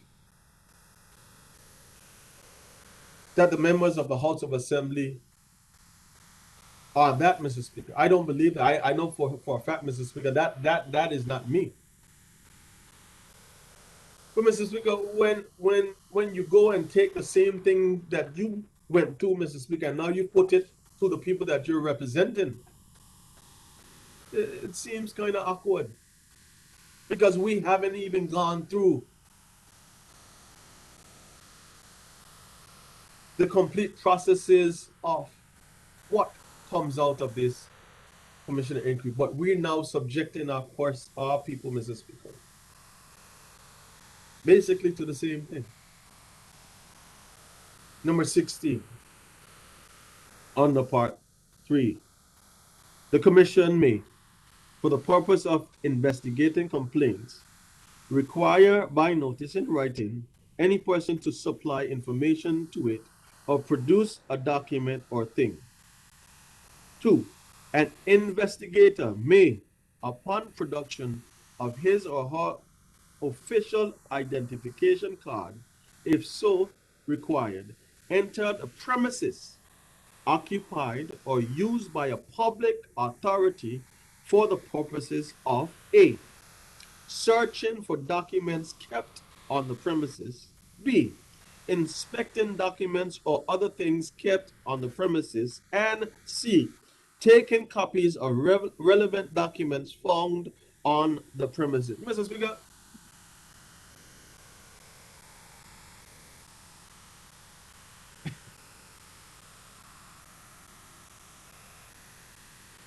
I don't get it, Mr. Speaker. It is unclear to me. We were in a position where you heard ministers, the premier get on the radio and he get on the air, and all the other ministers speak about how bogged down their persons were trying to provide this information for the commission, some which you heard some were requested and not presented, and others were presented but it was late, and others were missing some documents, Mr. Speaker. Now we're saying, Mr. Speaker, in this piece of legislation that you have an investigator that's going to come on public premises to search for what they want. And all they have to do is present an ID, and they can go to your present premises, take what copies they want, or whatever the case may be, and it just goes so, Mr. Speaker. And this is what we're doing, and this is what we're proposing to put in place, Mr. Speaker, on our books right now, on the 21st or 20th day of December 2021, Mr. Speaker, with all that is happening with COVID, the worst pandemic in 100 years, Mr. Speaker, with all the difficulties and challenges that we're having, just getting tourism back on its feet, Mr. Speaker, with the fact, Mr. Speaker, that we are now here just passing the budget of the Virgin Islands, Mr. Speaker, for the 2022 upcoming year, with all the challenges and difficulties. This is what you do, Mr. Speaker. This is what I continue to speak about. One time you're saying you're helping me, and the next very minute, Mr. Speaker, you do something about me. It's an oxymoron. Moron. That's what it is, Mr. Speaker. It is contradictory, Mr. Speaker. Because you're telling me now you're willing to put a body in place that has powers and authority, Mr. Speaker, that they don't answer to anyone or anything or anybody, Mr. Speaker. And then when you go into,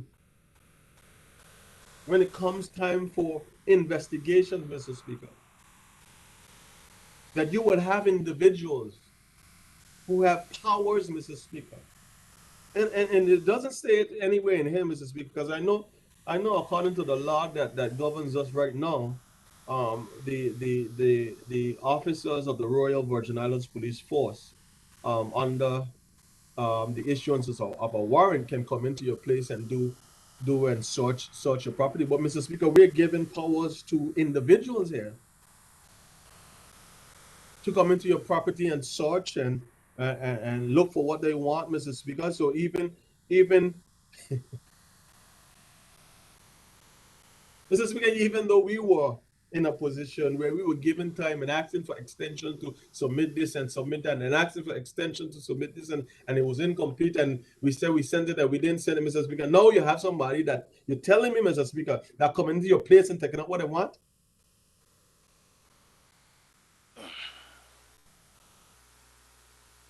Mr. Speaker, there's something wrong. Something wrong with what we're proposing to do without proper information and education to the public, Mr. Speaker. Mr. Speaker, I turn the page and go to number 17.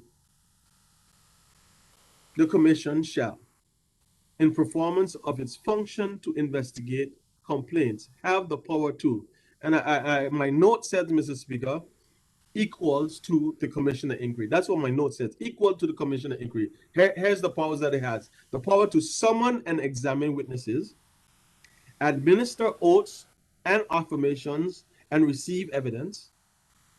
Sound familiar?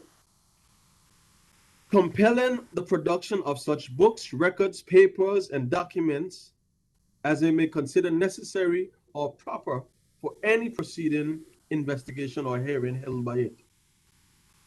That's A, B, and C. Mr. Speaker, here's where it gets a little bit more interesting to me. D says, access the register of interest established and maintained pursuant to Virgin Islands Constitution Order 2007 in such circumstances as may be prescribed. E, require that any document submitted to the Commission be verified by affidavit. And F, request to examine the witnesses abroad. Mr. Speaker, my note to that says, what? That's my note. What?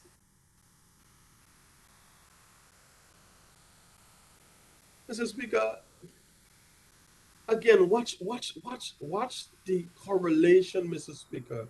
Watch where what has happened from the COI. Now we are trying to now create this body that mirrors the COI. Access to the Register of Interest. Mr. Speaker, before the amendment was made to the Register of Interest Act, no one could have access to the registrar. We amended it to facilitate the Commissioner inquiry under the auspices that we were being transparent and we didn't want to delay or cause any sort, Mr. Speaker, of similarities that we were holding anything back, Mr. Speaker. And there was a fight, Mr. Speaker. There was a discussion. I remember certain meetings were had.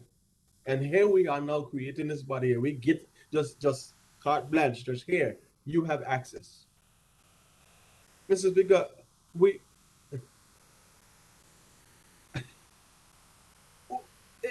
it's seemingly, Mr. Speaker, that we are taking one step forward and saying all the right things regarding where we want to go in terms of our destination and our autonomy, Mr. Speaker, and being able to chart our own course. But then in the very next breath, Mr. Speaker, when pressures hit certain ways, Mr. Speaker, we're willing to walk back on some of the advancements that we have made.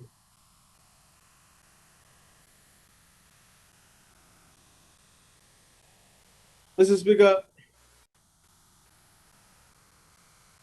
18 says, 18A,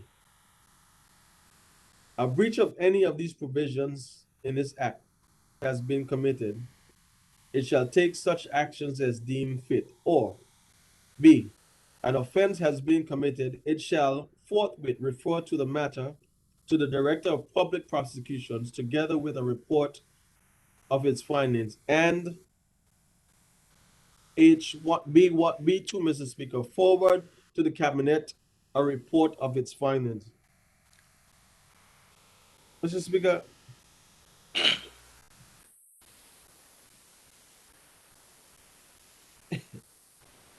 going back to the very beginning definition of the commission, it shall have no one to direct it. So if you put a place in place, Mr. Speaker, a body with no one that directs it, no one has authority over it. What essentially is that called, Mr. Speaker? I remember when we were in, I think we were in 2017, they're about going into 2018, Mr. Speaker. We were presented with a document called the high-level framework. And Mr. Speaker, I kept asking the question at that time, where did this document come from? Who put it together? And Mr. Speaker, I kept hearing that, it came from the UK. But Mr. Speaker, when you looked at the contents and some of the things that were referred to in that high-level framework, there's no way that the UK could be making such recommendations just like so, Mr. Speaker. We were helping them. We were helping them at that time, Mr. Speaker.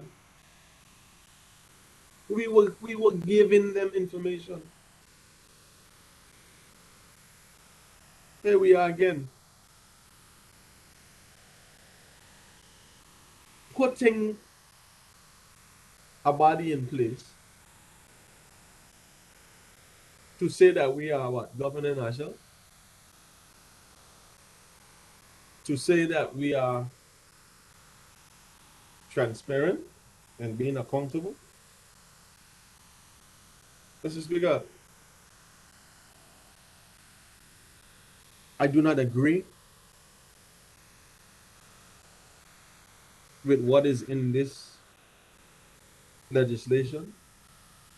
I don't agree with the process in which it has been brought to this House. Nor do I agree, Mr. Speaker, that the public of the Virgin Islands,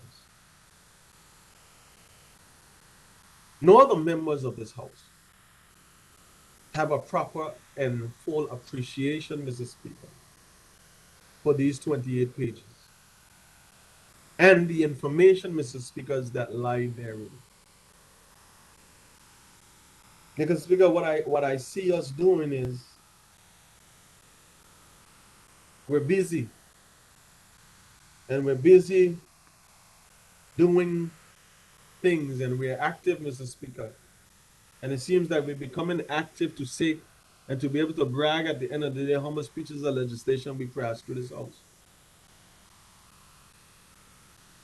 The Contractor General legislation, Mr. Speaker, I had the same type of questions. Because, Mr. Speaker, it is not the absence of knowing some of the ills and some of the nuances that exist in this territory regarding mismanagement of funds, regarding malfeasance, Mr. Speaker, regarding just outright, Mr. Speaker, creating shortcuts to getting things done, Mr. Speaker. It is not the absence, Mr. Speaker, nor is it the ignorance of those of us who are in this territory and even in this house, Mr. Speaker. It is not that we are not aware. But, Mr. Speaker, rather than taking the steps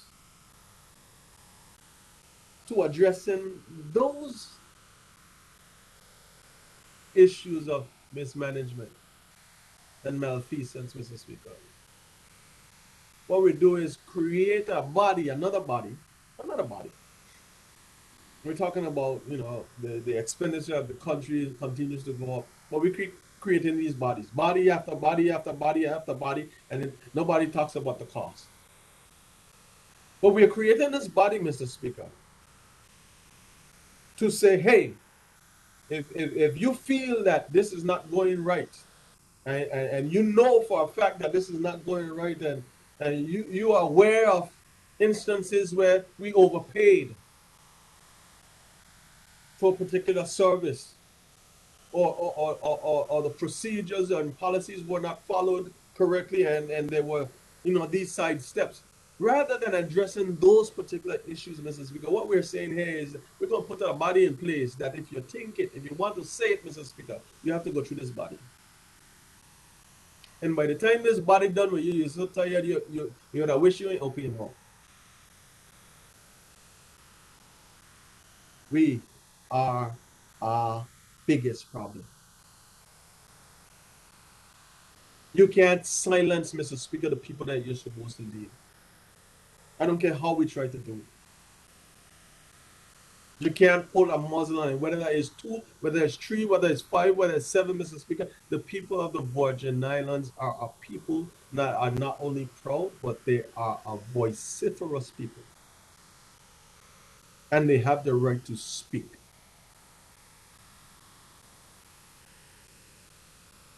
Mr. Speaker, I continue.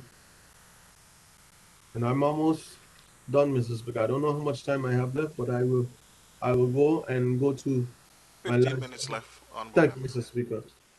Mr. Speaker, we have to look at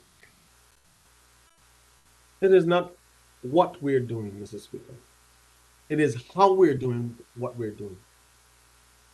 It's all right to say you're doing this and you're doing that and you're doing the other, Mr. Speaker, but it's how you're doing it. Because you could tell me you love me all the day long, but if you're beating me and I stay there, that means you love me to death. And Mr. Speaker, only one person can come out of a relationship like that any better. Mr. Speaker, there is a process towards how we should be leading the people of these Virgin Islands. How we should be making sure that they are on board, Mr. Speaker. It is not like long ago where we had certain portions in this territory, Mr. Speaker, up to 7 standard, and even some of them even reach 7 standard, Mr. Speaker. We have an educated population, a population who is willing and able to participate in the growth and development of this territory. But we will hide behind, Mr. Speaker, the sacred walls of this honorable house. Continue to pass these legislations, and we say, hey, here's another one, and another one, and another one, and another one, Mr. Speaker. And then we count how many times we met and how many pieces of legislation we passed, Mr. Speaker. But what is the effect that these pieces of legislation has on this current generation and the ones yet to come? What is the effect that it would have on the business community, Mr. Speaker? On the everyday person that walks up and down the streets of the Virgin Islands, Mr. Speaker, just trying to make a living, Mr. Speaker. What are we doing? Leadership, Mr. Speaker, inspires, Mr. Speaker. It is not manipulative, Mr. Speaker.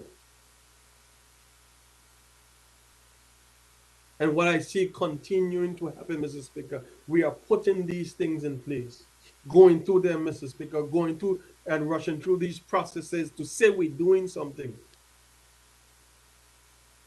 But we know in it within our hearts, Mr. Speaker, within ourselves, Mr. Speaker. And I know there are going to be members that are going to get up and say they know and they went through it, Mr. Speaker. Well, we ain't going to be telling the truth. We ain't going to be telling the truth, Mr. Speaker. Because the process of something as weighty as this is not going to go through and be on YouTube for the world to see. Mr. Speaker, I will say this. I remember we were at a position with the COI, and I remember, you know, we were gonna make it public. We wanted it to be public. We wanted it to be public, and then the public that we got wasn't the public that we want. Because it didn't go local public, it went international public. We were to a position, Mr. Speaker, where we again made changes and amendments to pieces of the Constitution of the Virgin Islands to appear, to give the appearance that we were being transparent. And it came back to bite us, Mr. Speaker. And I refer specifically to the cabinet minutes. I remember that conversation very vividly, Mr. Speaker. There was a back and forth. You know, cabinet minutes, according to the Constitution, should be private. Then I heard a speech, Mr. Speaker, we're not going to be private in the public, so we're going to make it available. And then the same words, Mr. Speaker, after we made those amendments and made those minutes and everything and those documents public, Mr. Speaker, when we heard them back, we said, oh, no, this was, you know, this was this and this was that, Mr. Speaker. We had a myriad of explanations that didn't make 1 ounce of sense. Because we put our foot in our own mouth, Mr. Speaker. All I'm asking, Mr. Speaker, as a member of the third stated, for the benefit of the people of the Virgin Islands, Mr. Speaker, this piece of legislation, these 28 pages, have way far more reaching consequences that will go beyond the lives of this fourth House of Assembly, Mr. Speaker, that will go beyond the lives and the tenure of some of the members in this honorable House, Mr. Speaker, but it would impact and have an impact on the people of this Virgin Islands, Mr. Speaker, if they're not carefully educated, if the information is not carefully articulated to them, and we don't go through the proper campaign, Mr. Speaker, to help them understand what is being proposed, Mr. Speaker. I join with the member of the third. We're doing a lot of things, Mr. Speaker, but at the same time, we're still trying to talk about constitution review. Mr. Speaker, I without a plan, Mr. Speaker, that's where you find yourself in organized chaos, doing all type of things. And Mr. Speaker, when we start to do all that, it includes some of us doing things that are pirating.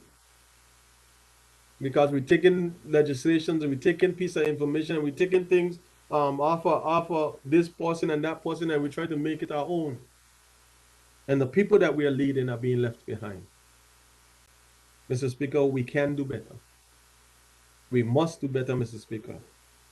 And I have grave difficulty, Mr. Speaker, in supporting and passing this piece of legislation, Mr. Speaker, without having the people of the Virgin Islands given the appreciation and the understanding for what is being proposed, the effects that they will have on their lives, they will have on their children, Mr. Speaker, and generations yet to come.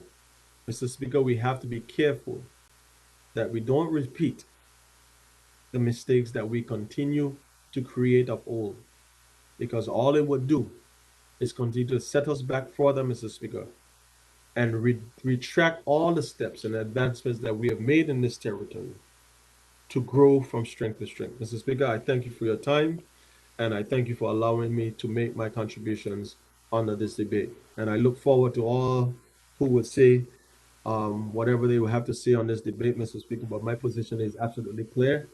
And I think we are taking a step in the wrong direction, Mr. Speaker, and we must ensure that the people of Virgin Islands are on board, are educated to what we're trying to do. The commissioner inquiry is not yet complete. We haven't heard the report, Mr. Speaker, and we need to see and understand where we're trying to go, Mr. Speaker, before we put ourselves in a position that we will regret. Thank you, Mr. Speaker. I thank the honorable member for the second district for his contribution. Honorable members, it was brought to my attention by a member that we do not have a quorum. Therefore, we'll have to take a break now, and we'll return with the, okay, I'm told that we now have a quorum. So, and remember members, the rule is if your camera is off, you're absent from this meeting. Virtual meetings. If your camera is off, you're recorded as absent. Okay, having been told now that we have a quorum, we continue with the, and after the Deputy Premier, we'll take a break because I'm sure the hands-on officer needs a break. We continue now with the Deputy Premier and Minister for Education, Culture, Youth Affairs, Fisheries and Agriculture, and member for the 7th District, Dr. the Honorable Natalia D. Whitley. Thank you, Mr. Speaker. I'm thankful for the opportunity to speak on this very weighty and important bill, as persons have described it. I just sat through listening to the honorable member for the 2nd District, Honorable Melvin Mitch Turnbull.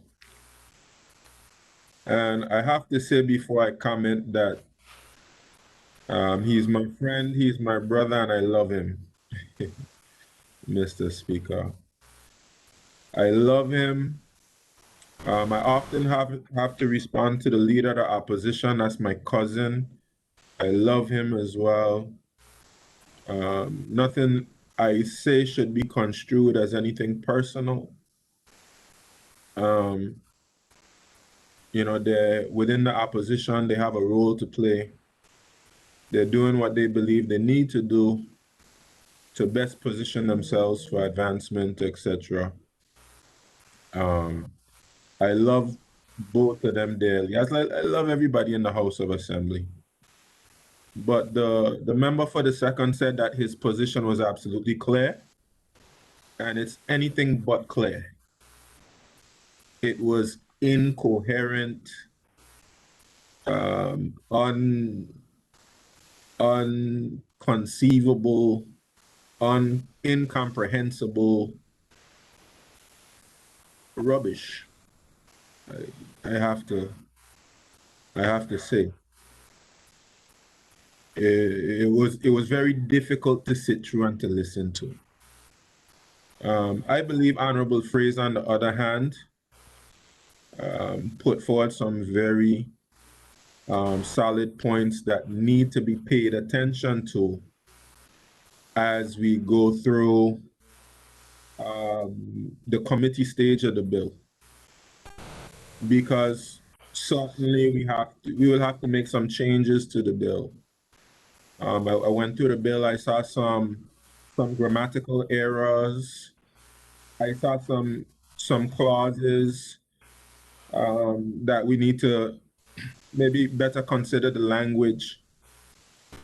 Things like, for instance, we have in one section that Honorable Fraser referred to, someone may not object. Well, you know, may suggest that you have an option. So perhaps maybe something like that should say shall. But things like that, there's some things that have to be changed in this legislation, and I believe that Honorable Fraser made some important points that we have to discuss and query in the committee stage. But Mr. Speaker, let me say very clearly, without a shadow of a doubt, this bill is not being rushed. It's not something that is attempting to be hidden from people, like as was just suggested. It's quite the opposite, Mr. Speaker. In fact, Mr. Speaker, I'll go as far as to say as when the honorable member for the 2nd District was in government with the party he was a part of before he left, National Democratic Party. I don't remember any bills receiving the type of public consultation that we've done since we've been in this administration. And why would you be trying to hide something or pass it in the dead of the night before some, without persons being able to pay attention to it? And you go to every single corner of the BVI. You go to Anigada, you go to Jaspen Dyke, you go to Virgin Gorda, you go to all of these different places, literally begging persons to come to public meetings and begging persons to give commentary. I mean, it just doesn't make any sense whatsoever to even suggest, even the slightest suggestion, that this is something that you're trying to just rush through on people. So much the opposite. This integrity in public life bill has been discussed for many, many years. This administration introduced with a first reading of this bill nearly a year ago. We had these public consultations many months ago. This bill was on the order paper before, and it's just because Honorable Fraser made reference to it, he asked that it be deferred. I mean, you asked for more time with it. It was asked that it was deferred. It came back on the order paper. It was on the order paper before this one. And it's only because the agenda was too long. We couldn't get through that particular agenda. We ran into the time when we had to pass the budget and we had to take those things off the order paper. That's the only reason we didn't pass it before. And it's time now to deal with it. We've been kicking the can down the road for way too long. We cannot defer it anymore. It's either we're going to have an integrity in public life bill or we're not going to have it. And this government is not going to continue to procrastinate on these pieces of legislation that have to do with good governance. Mr. Speaker, I have to tell you as well, I look back at a post that was being discussed on Facebook in 2018. This was 2018, Mr. Speaker. It was on BVI National Forum. And the question was asked by one person who was posting, what laws should the BVI adopt to improve transparency and accountability in government? This is June 10th, 2018. And you have a number of people, and some of these people mention integrity in public life bill. Well, Mr. Speaker, I commented on the post. This was before I was elected. And I gave a list of the pieces of legislation that I would pass And Mr. Speaker, I have to say I'm proud that some of those pieces of legislation have come to the House of Assembly and have even been passed since I have been a part of this administration. It's something I'm proud of, okay? Because it's something that we promised and it's something that we're delivering, something we campaigned on. Without a shadow of a doubt, these are things which way before anybody knew about any kind of commission of inquiry. Oh, come on. These things have been motivated by commission of inquiry. You have not been paying attention. You've been fast asleep. Right? In 2018, on BVI National Forum, it was asked, what are the pieces of legislation for greater transparency and accountability that you would pass? This is what I responded. I said, Freedom of Information Act. That's one. I said, Whistleblower Act. We passed the Whistleblower Act. Public Register of Financial Interests for elected members. I'm going to read everything I wrote. I'm not going to leave out anything. I wrote that. I said stronger conflict of interest legislation. And I believe that this integrity in public life deals with conflict of interest, as well as the ministerial code. And I have here Procurement Act. I also have a recall provision, and we have make decisions of cabinet public. And another poster responded, Shawande Uhuru, which is my name on Facebook. I agree with you on every point. And to that, I would add the Freedom of Information Act, implementation of the recommendations by the Elections Monitoring Team for the 2015 general elections, Human Rights Commission Act. And let me just say, there are persons out there calling for Human Rights Commission to be established, and they were in government for 8 years. And you never heard a word about Human Rights Commission. But that's just a brief aside. You have Data Protection Act, which we passed in the House of Assembly. And this person is asking for overhaul of the standing orders. And I'm hopeful that we could take a good look at the standing orders and review the protocols for effective financial management. And that's something that we have been speaking to the UK about, revising the protocols for effective financial management. We have been engaged with them on that. And there's somewhere on this post, I seem to be missing it now. Several persons, including myself, called for Integrity in Public Life Act. I'm trying to see if I can find it clearly here. But anyway, we can speak about that.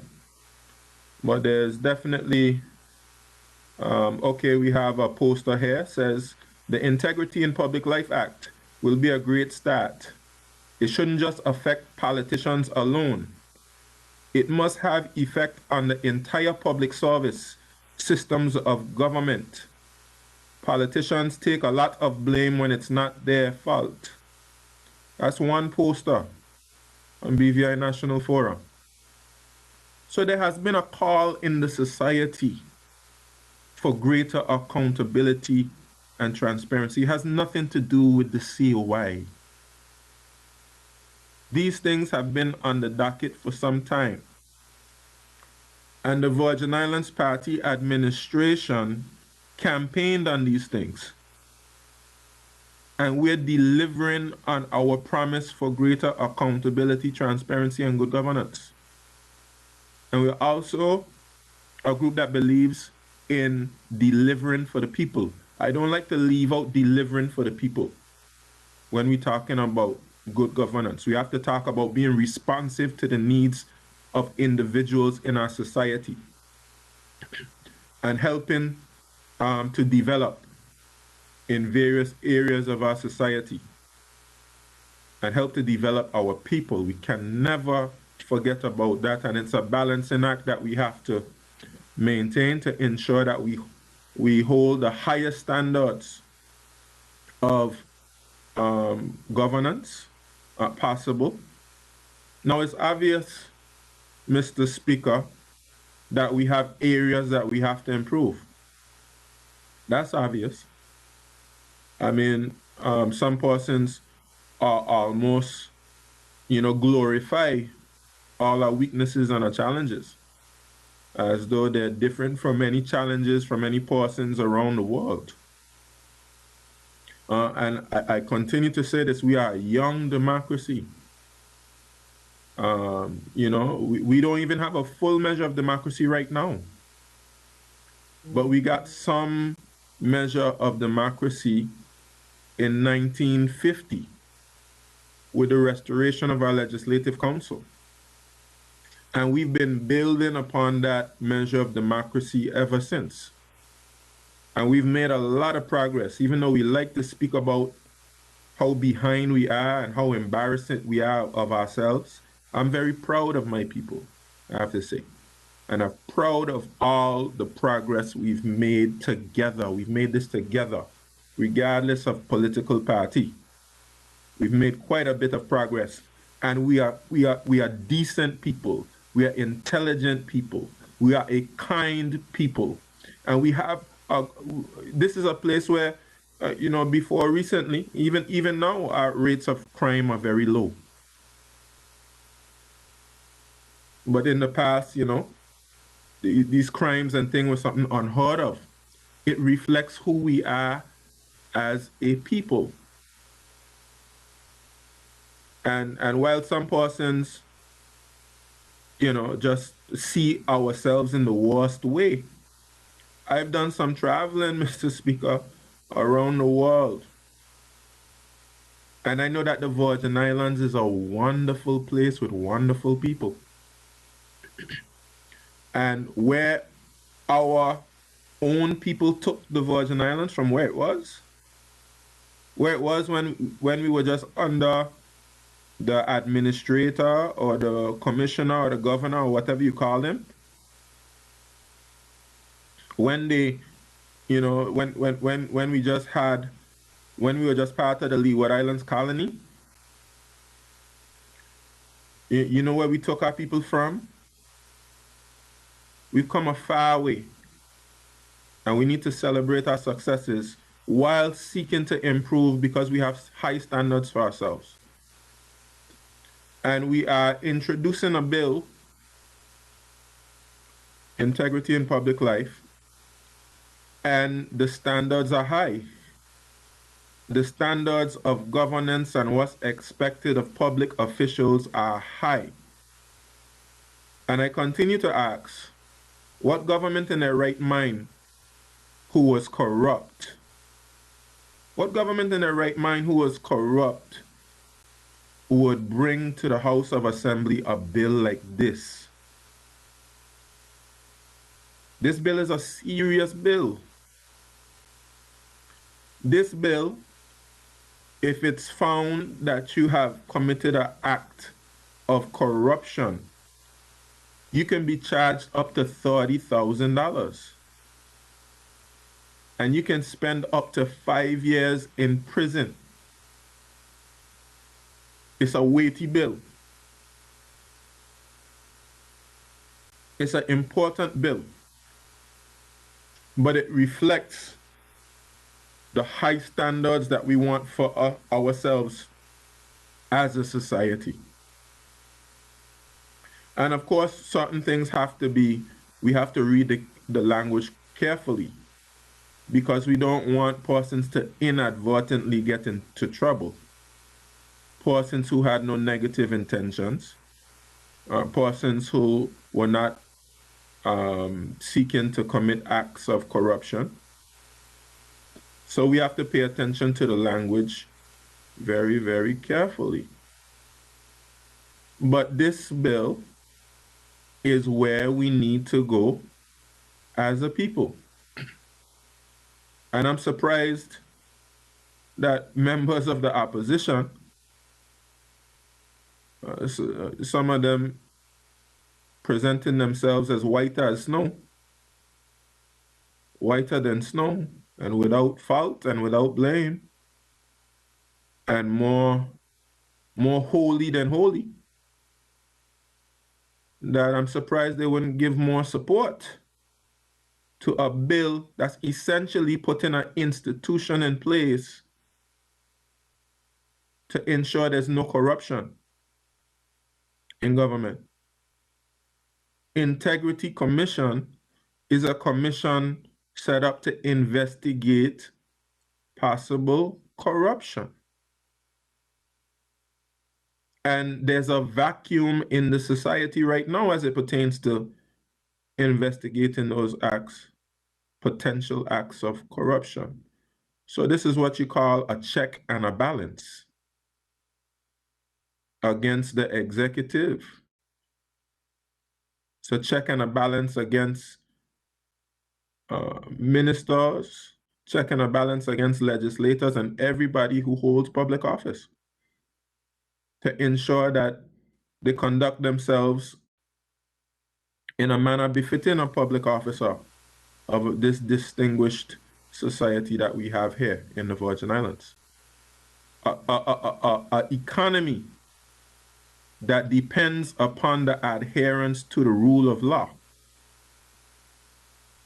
And let me say to you, Mr. Speaker, that it might cost money, it will cost money, but it will be money well spent. You can't put a price tag on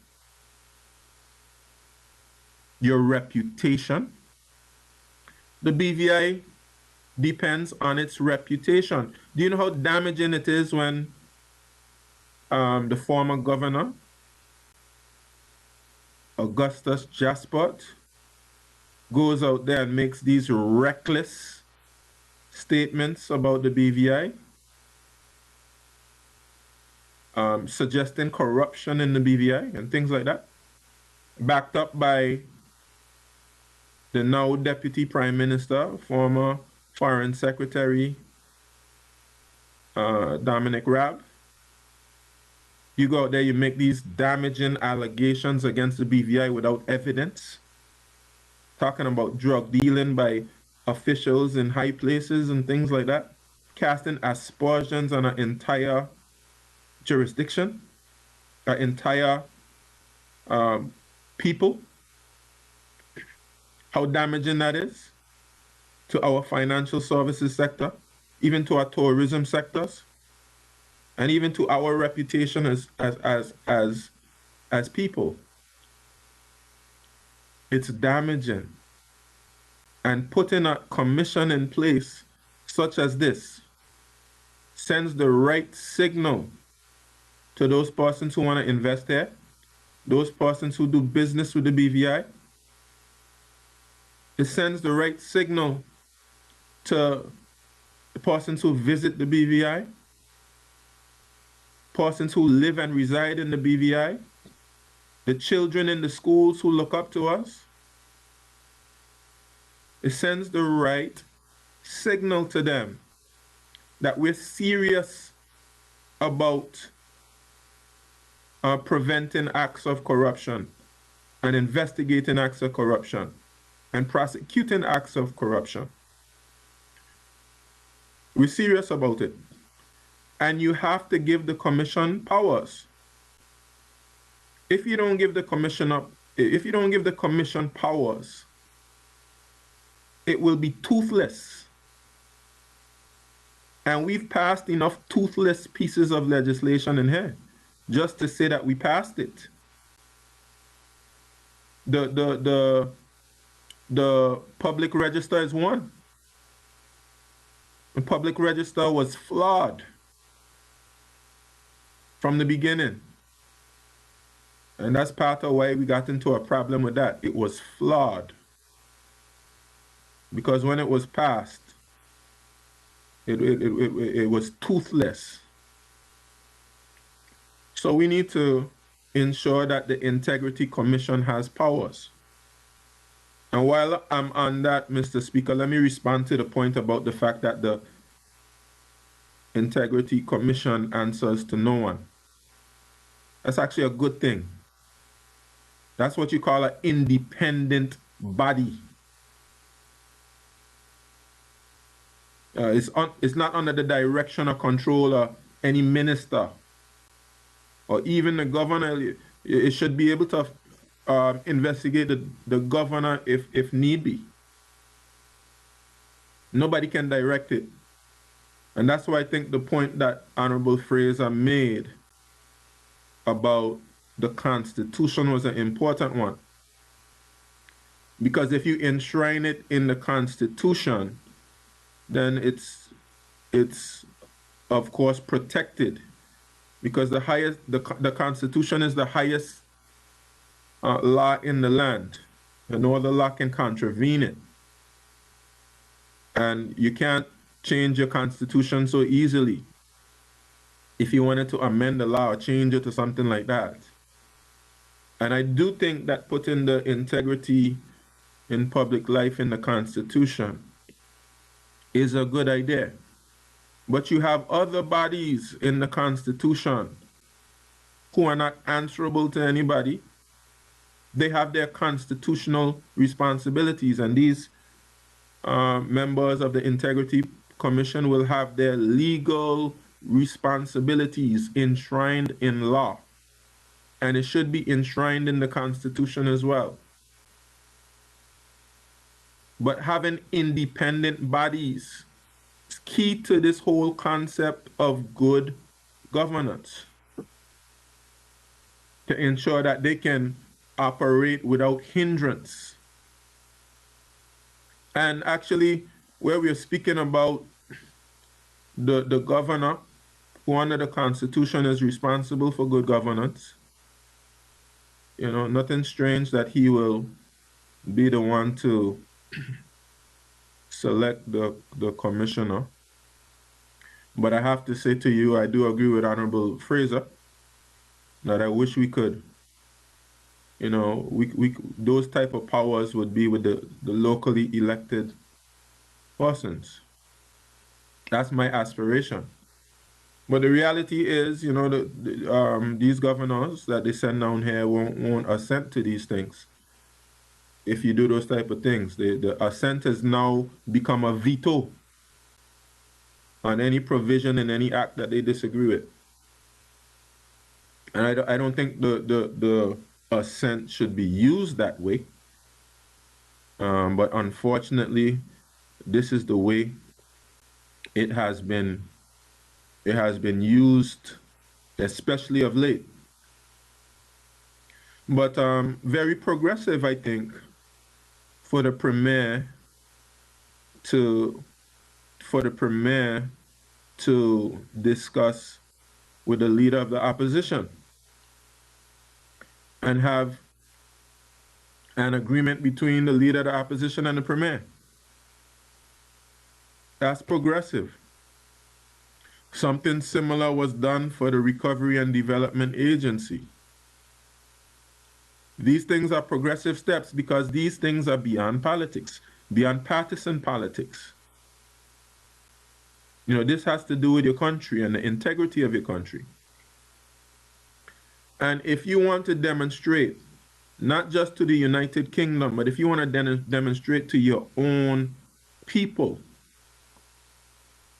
that you are ready to advance, if you are ready to have more autonomy, to be more self-determined, which is something that we signed on to under Article 73 of the UN Charter,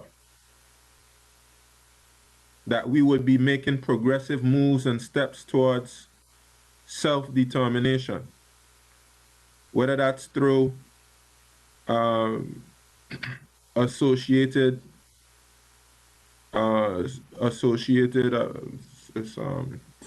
freedom of association or integration or even independence. If we need to move towards one of those three options, we have to demonstrate to our people and demonstrate to our, all those persons who we interact with regionally and internationally, demonstrate that we are ready to take further steps in our advancement, which was the dream of H.L. Stout and Willard Wheatley and Theodore Faulkner and all of these, and Ralph O'Neill. All of them clearly expressed that this is a place that the BVI would have to get to eventually. If you want to demonstrate to your people that you're ready to advance and take steps, you have to get serious about good governance, accountability, transparency. Now, without a shadow of a doubt, let me agree very clearly with the member for the 3rd District. We have to take a real look at some of these provisions. And we have to ensure that everything here is written exactly as it should be written, because it has serious implications. Like I said before, if it's constituted, or if we establish that an act of corruption has been committed, it's up to $30,000 and up to 5 years in prison. And I hope that persons who are listening right now realize that these penalties are not just for persons, who some people are cussing every day, which are elected representatives. This is any particular person who walks in a public body. And Honorable Fraser went through who is considered to be a person in public life and even a public officer. And I'll repeat them for the benefit of the public. Yes, public body includes the House of Assembly and Cabinet, which persons would expect. But any person who's working in a ministry or department of government would be subjected to this act. Also, persons working in a corporation established by an act for a public purpose or any subsidiary company of that corporation. And we do have some corporations which have been established.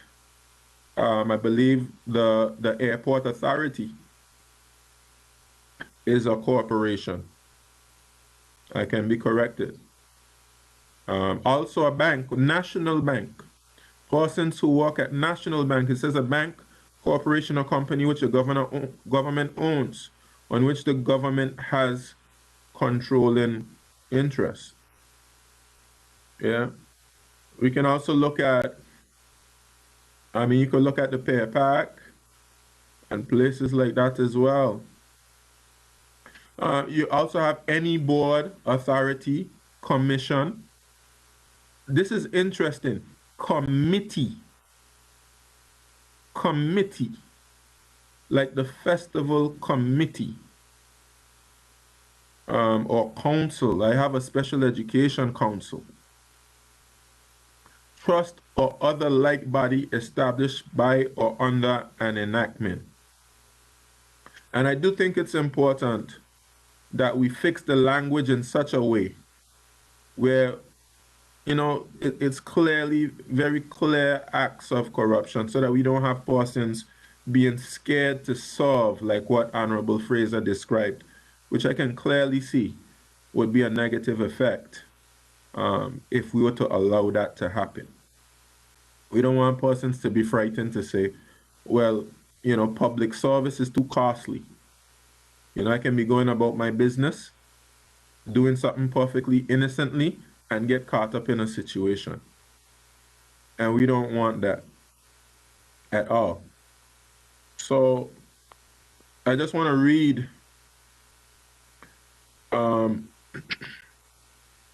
read what constitutes corruption again, just so persons in the public will get a good idea of what it says here.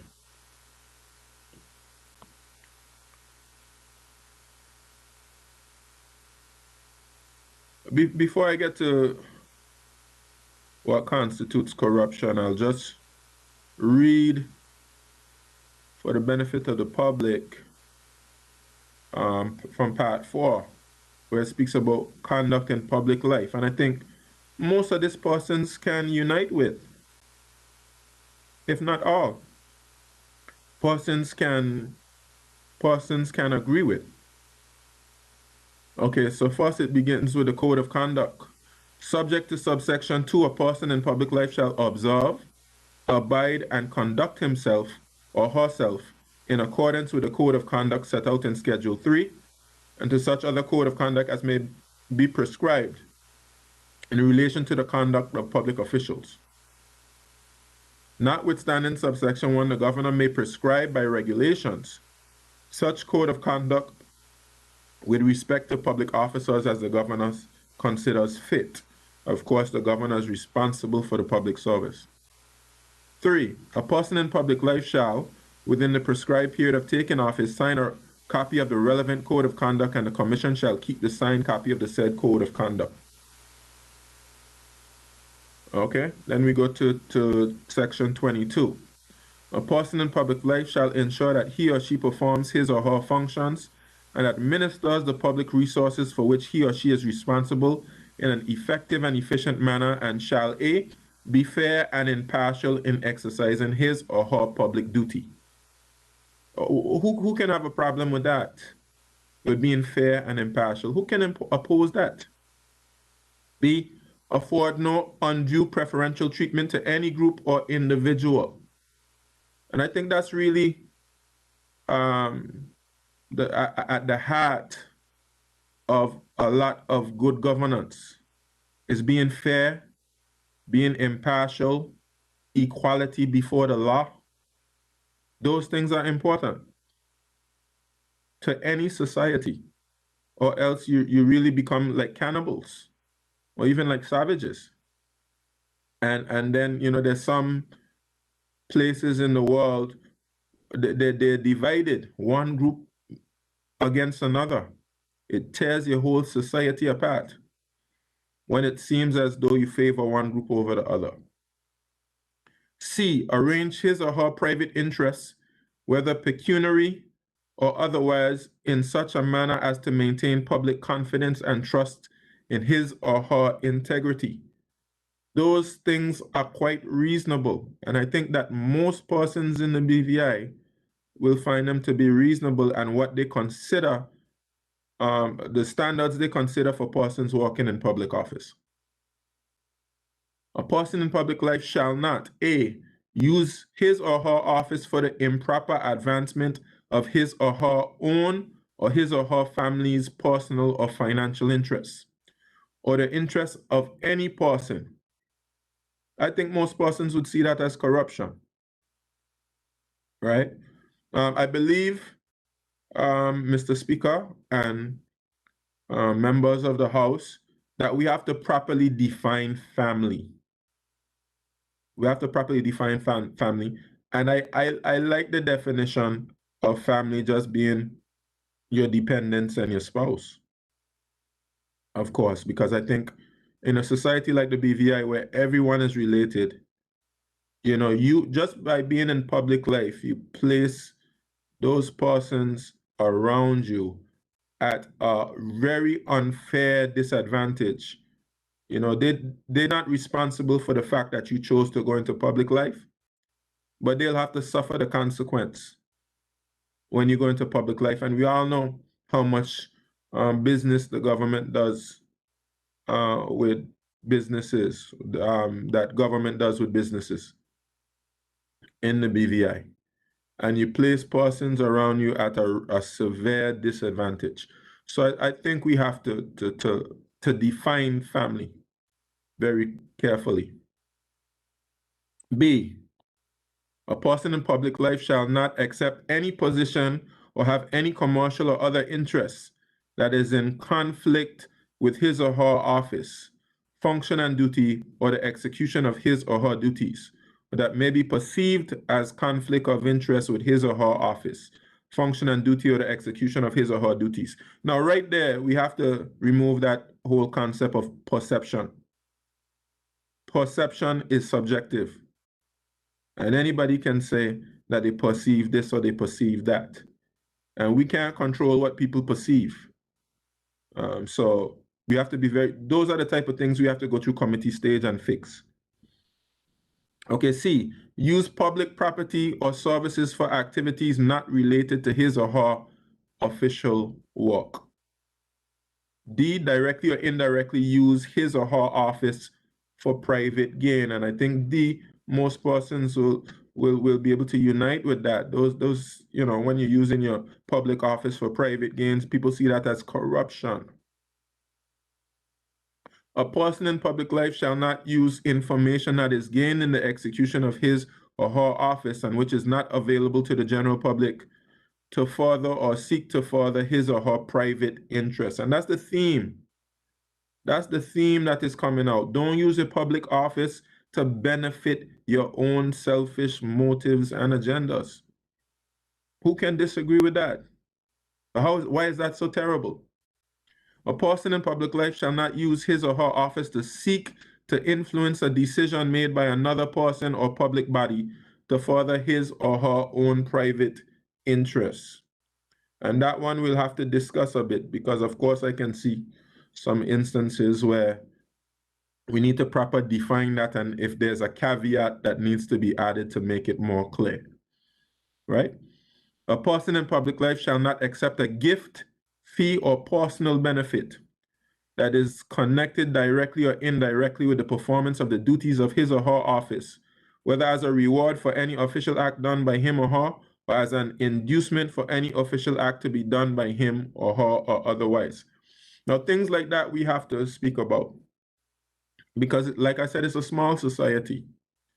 And I've witnessed things. Somebody give you particularly good customer service, and you want to say thank you. You know, somebody helps you do something that was so significant to you. You're touched by it. Your heart is warmed by it. You send them some flowers or something like that.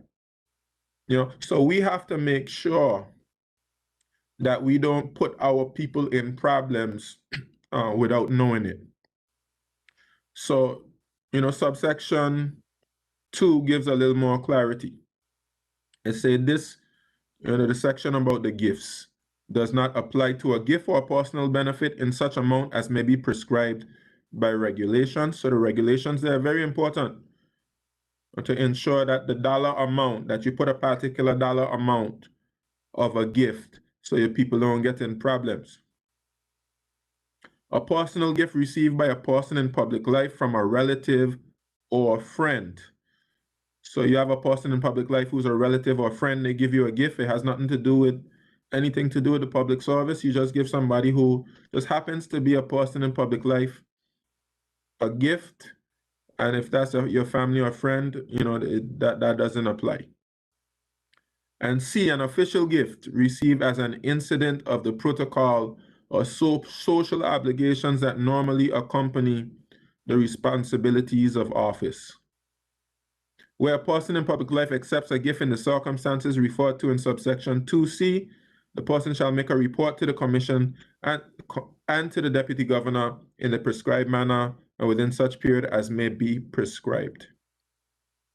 Well, Mr. Speaker, I think most persons would be able to unite with most of that, but I acknowledge, Mr. Speaker, that we have to do a little surgery in committee stage to make sure we get this right. And Mr. Speaker, before I go on to corruption, let me just comment on this. Some person says leading up to Christmas. It's leading up to Christmas. Well, Mr. Speaker, I don't recall today being a holiday. It's not a holiday. The holiday, Christmas and Boxing Day falls on Saturday and Sunday, and the holiday is on Monday and Tuesday. And today is Monday. Public officers are to work today. So, Mr. Speaker, we have work to do. And, let's do the work and not complain about this Christmas time. If persons want to go caroling after, they can go caroling after. Or go out and enjoy themselves. But now it's time to do the people's work. And today's not a holiday.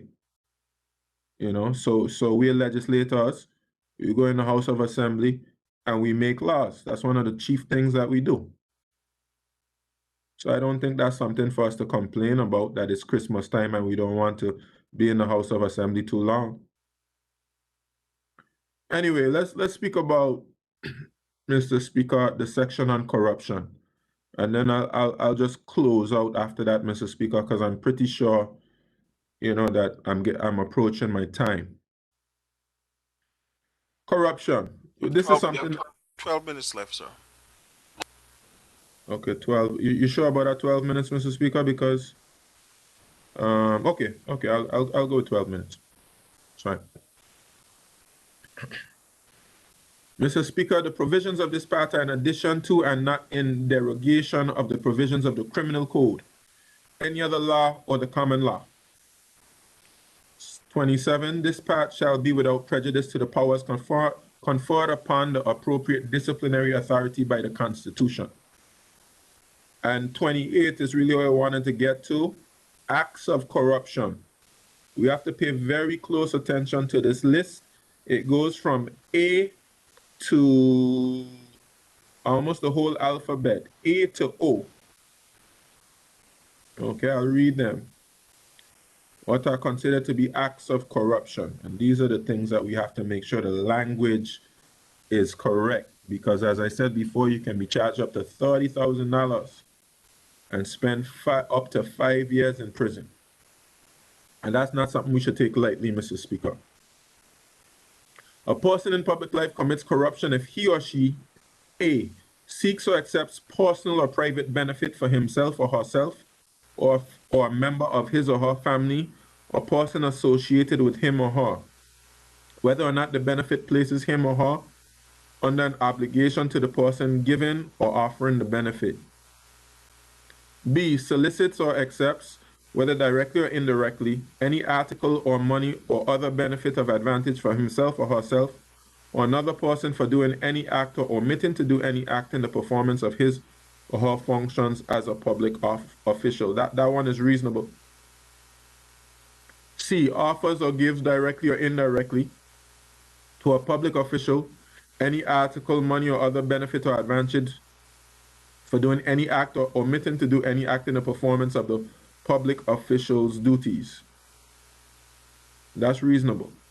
Knowingly or recklessly allows his or her private interest to conflict with his or her public duties or improperly influence his or her conduct in the performance of his or her duties as a public official. That one we have to take a close look at.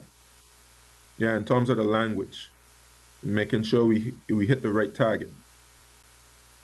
Improperly uses for his or her own benefit or for anyone else any property belonging to the government or any statutory board or any government-controlled company to which he or she has access as a result of or in the course of the performance of his or her duties. F, acts as an intermediary or through another person seeks to obtain a decision from any ministry or department of the government or any statutory body or any government-controlled company in order that he or she may improperly obtain for himself or herself or for another person any benefit or gain.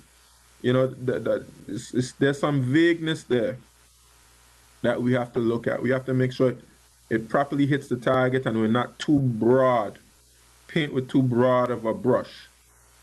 You know, when you say seeks to obtain a decision, okay? Seeks to obtain a decision. Now the word improperly there, improperly obtained, these things have to be properly defined. What does improperly obtained mean? Those things we have to hammer down on. Improperly influences in support of any scheme or in furtherance of any contract or proposed contract or other matter in regard to which he or she has an interest. Improperly influences in support of any scheme or in furtherance of any contract or proposed contract or other matter in regard to which he or she has an interest. Again, we have that word improperly influences. What does that mean? It's too vague, it's too ambiguous. We need more specific language so we don't put our people in problems.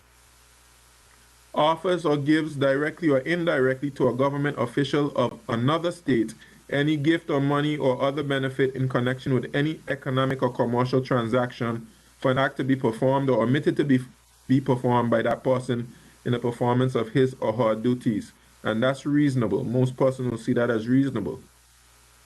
Using public funds or resources for private purposes, including party political purposes. I think we all accept that, you know, we should not be using the public funds for that purpose, okay? Fails to act impartially or gives undue preferential treatment to a person or group of persons. Okay, and that's very subjective. That's very subjective. We have to hammer down on those type of things so we don't put our people in problems. Misuses information acquired in the course of his or her duties. Again, misuses information is very broad and ambiguous and needs better definition. Acts in a way that allows or might reasonably be thought to allow a conflict of interest to arise between the public duties and the private interests of the person in public life. And language like that worries me. Might reasonably be thought to allow. Might reasonably be thought to allow. Reasonable based on whose standards? And be thought to allow. Be thought by who? That's what we spoke about as it pertains to perception. You know, the different persons can have different perceptions. Interferes in or seeks to influence otherwise than as part of his or her duty, the appointment, promotion, suspension, demotion, or dismissal of a person in public life or other person. Induces or encourages another officer to act contrary to the relevant code of conduct. Or instigates, aids, abets, or is an accessory after the fact or participates in the commission or attempted commission of corruption in this section. And subsection 2 there says, a person who commits corruption commits an offense and is liable on conviction to a fine not exceeding $30,000 or to imprisonment for a term not exceeding 5 years. Mr. Speaker, I'll just close off by saying, I think just by me reading this list of what would be constituted as an act of corruption, people will see that this is serious business. And we're going to just put to bed this whole concept or this whole idea that has been suggested by some members of the opposition that somehow or the other this government is involved in corruption. I've heard these suggestions, and honestly, Mr. Speaker, I was horrified hearing a speech suggesting that this government was, you know, using political advisors to put money in our own pockets and things like that. I think a lot of that talk, Mr. Speaker, was reckless. Reckless and unwarranted. And I think this Integrity Commission will allow us to properly investigate any serious consideration of whether an act of corruption took place. And I have to say to you that persons who make frivolous claims to the commission are subjected, if I remember correctly, to a fine of up to $20,000. You can't just go making frivolous claims about corruption. We have a body in place that can properly investigate if an act of corruption took place and have it properly investigated instead of all of this talk that we like to talk, this reckless talk that we like to go about with about who's corrupt and who's not corrupt. You know, slandering person's character without having proper evidence, you know, for political and other purposes. And I'll also end off, Mr. Speaker. Do I have about 5 minutes? I have about 5 minutes? Mr. Speaker, about 5? 4 minutes, Deputy Premier. Okay, 4 minutes. I'll also speak about this whole concept. I'll end off about this whole concept about going to the governor, Mr. Speaker.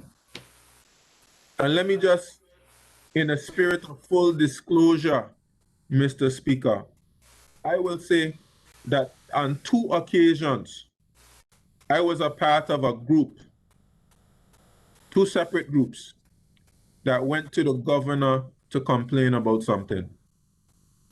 And I'll give you the 2 instances. One was the Beef Island case. Group of us went to the governor to try to complain about the Beef Island case. And the second one had to do, I believe it was the Bywater case. And Mr. Speaker, really when I think back on it, I'm somewhat ashamed of myself for going to the governor to complain about anything that's under the authority of our own local government.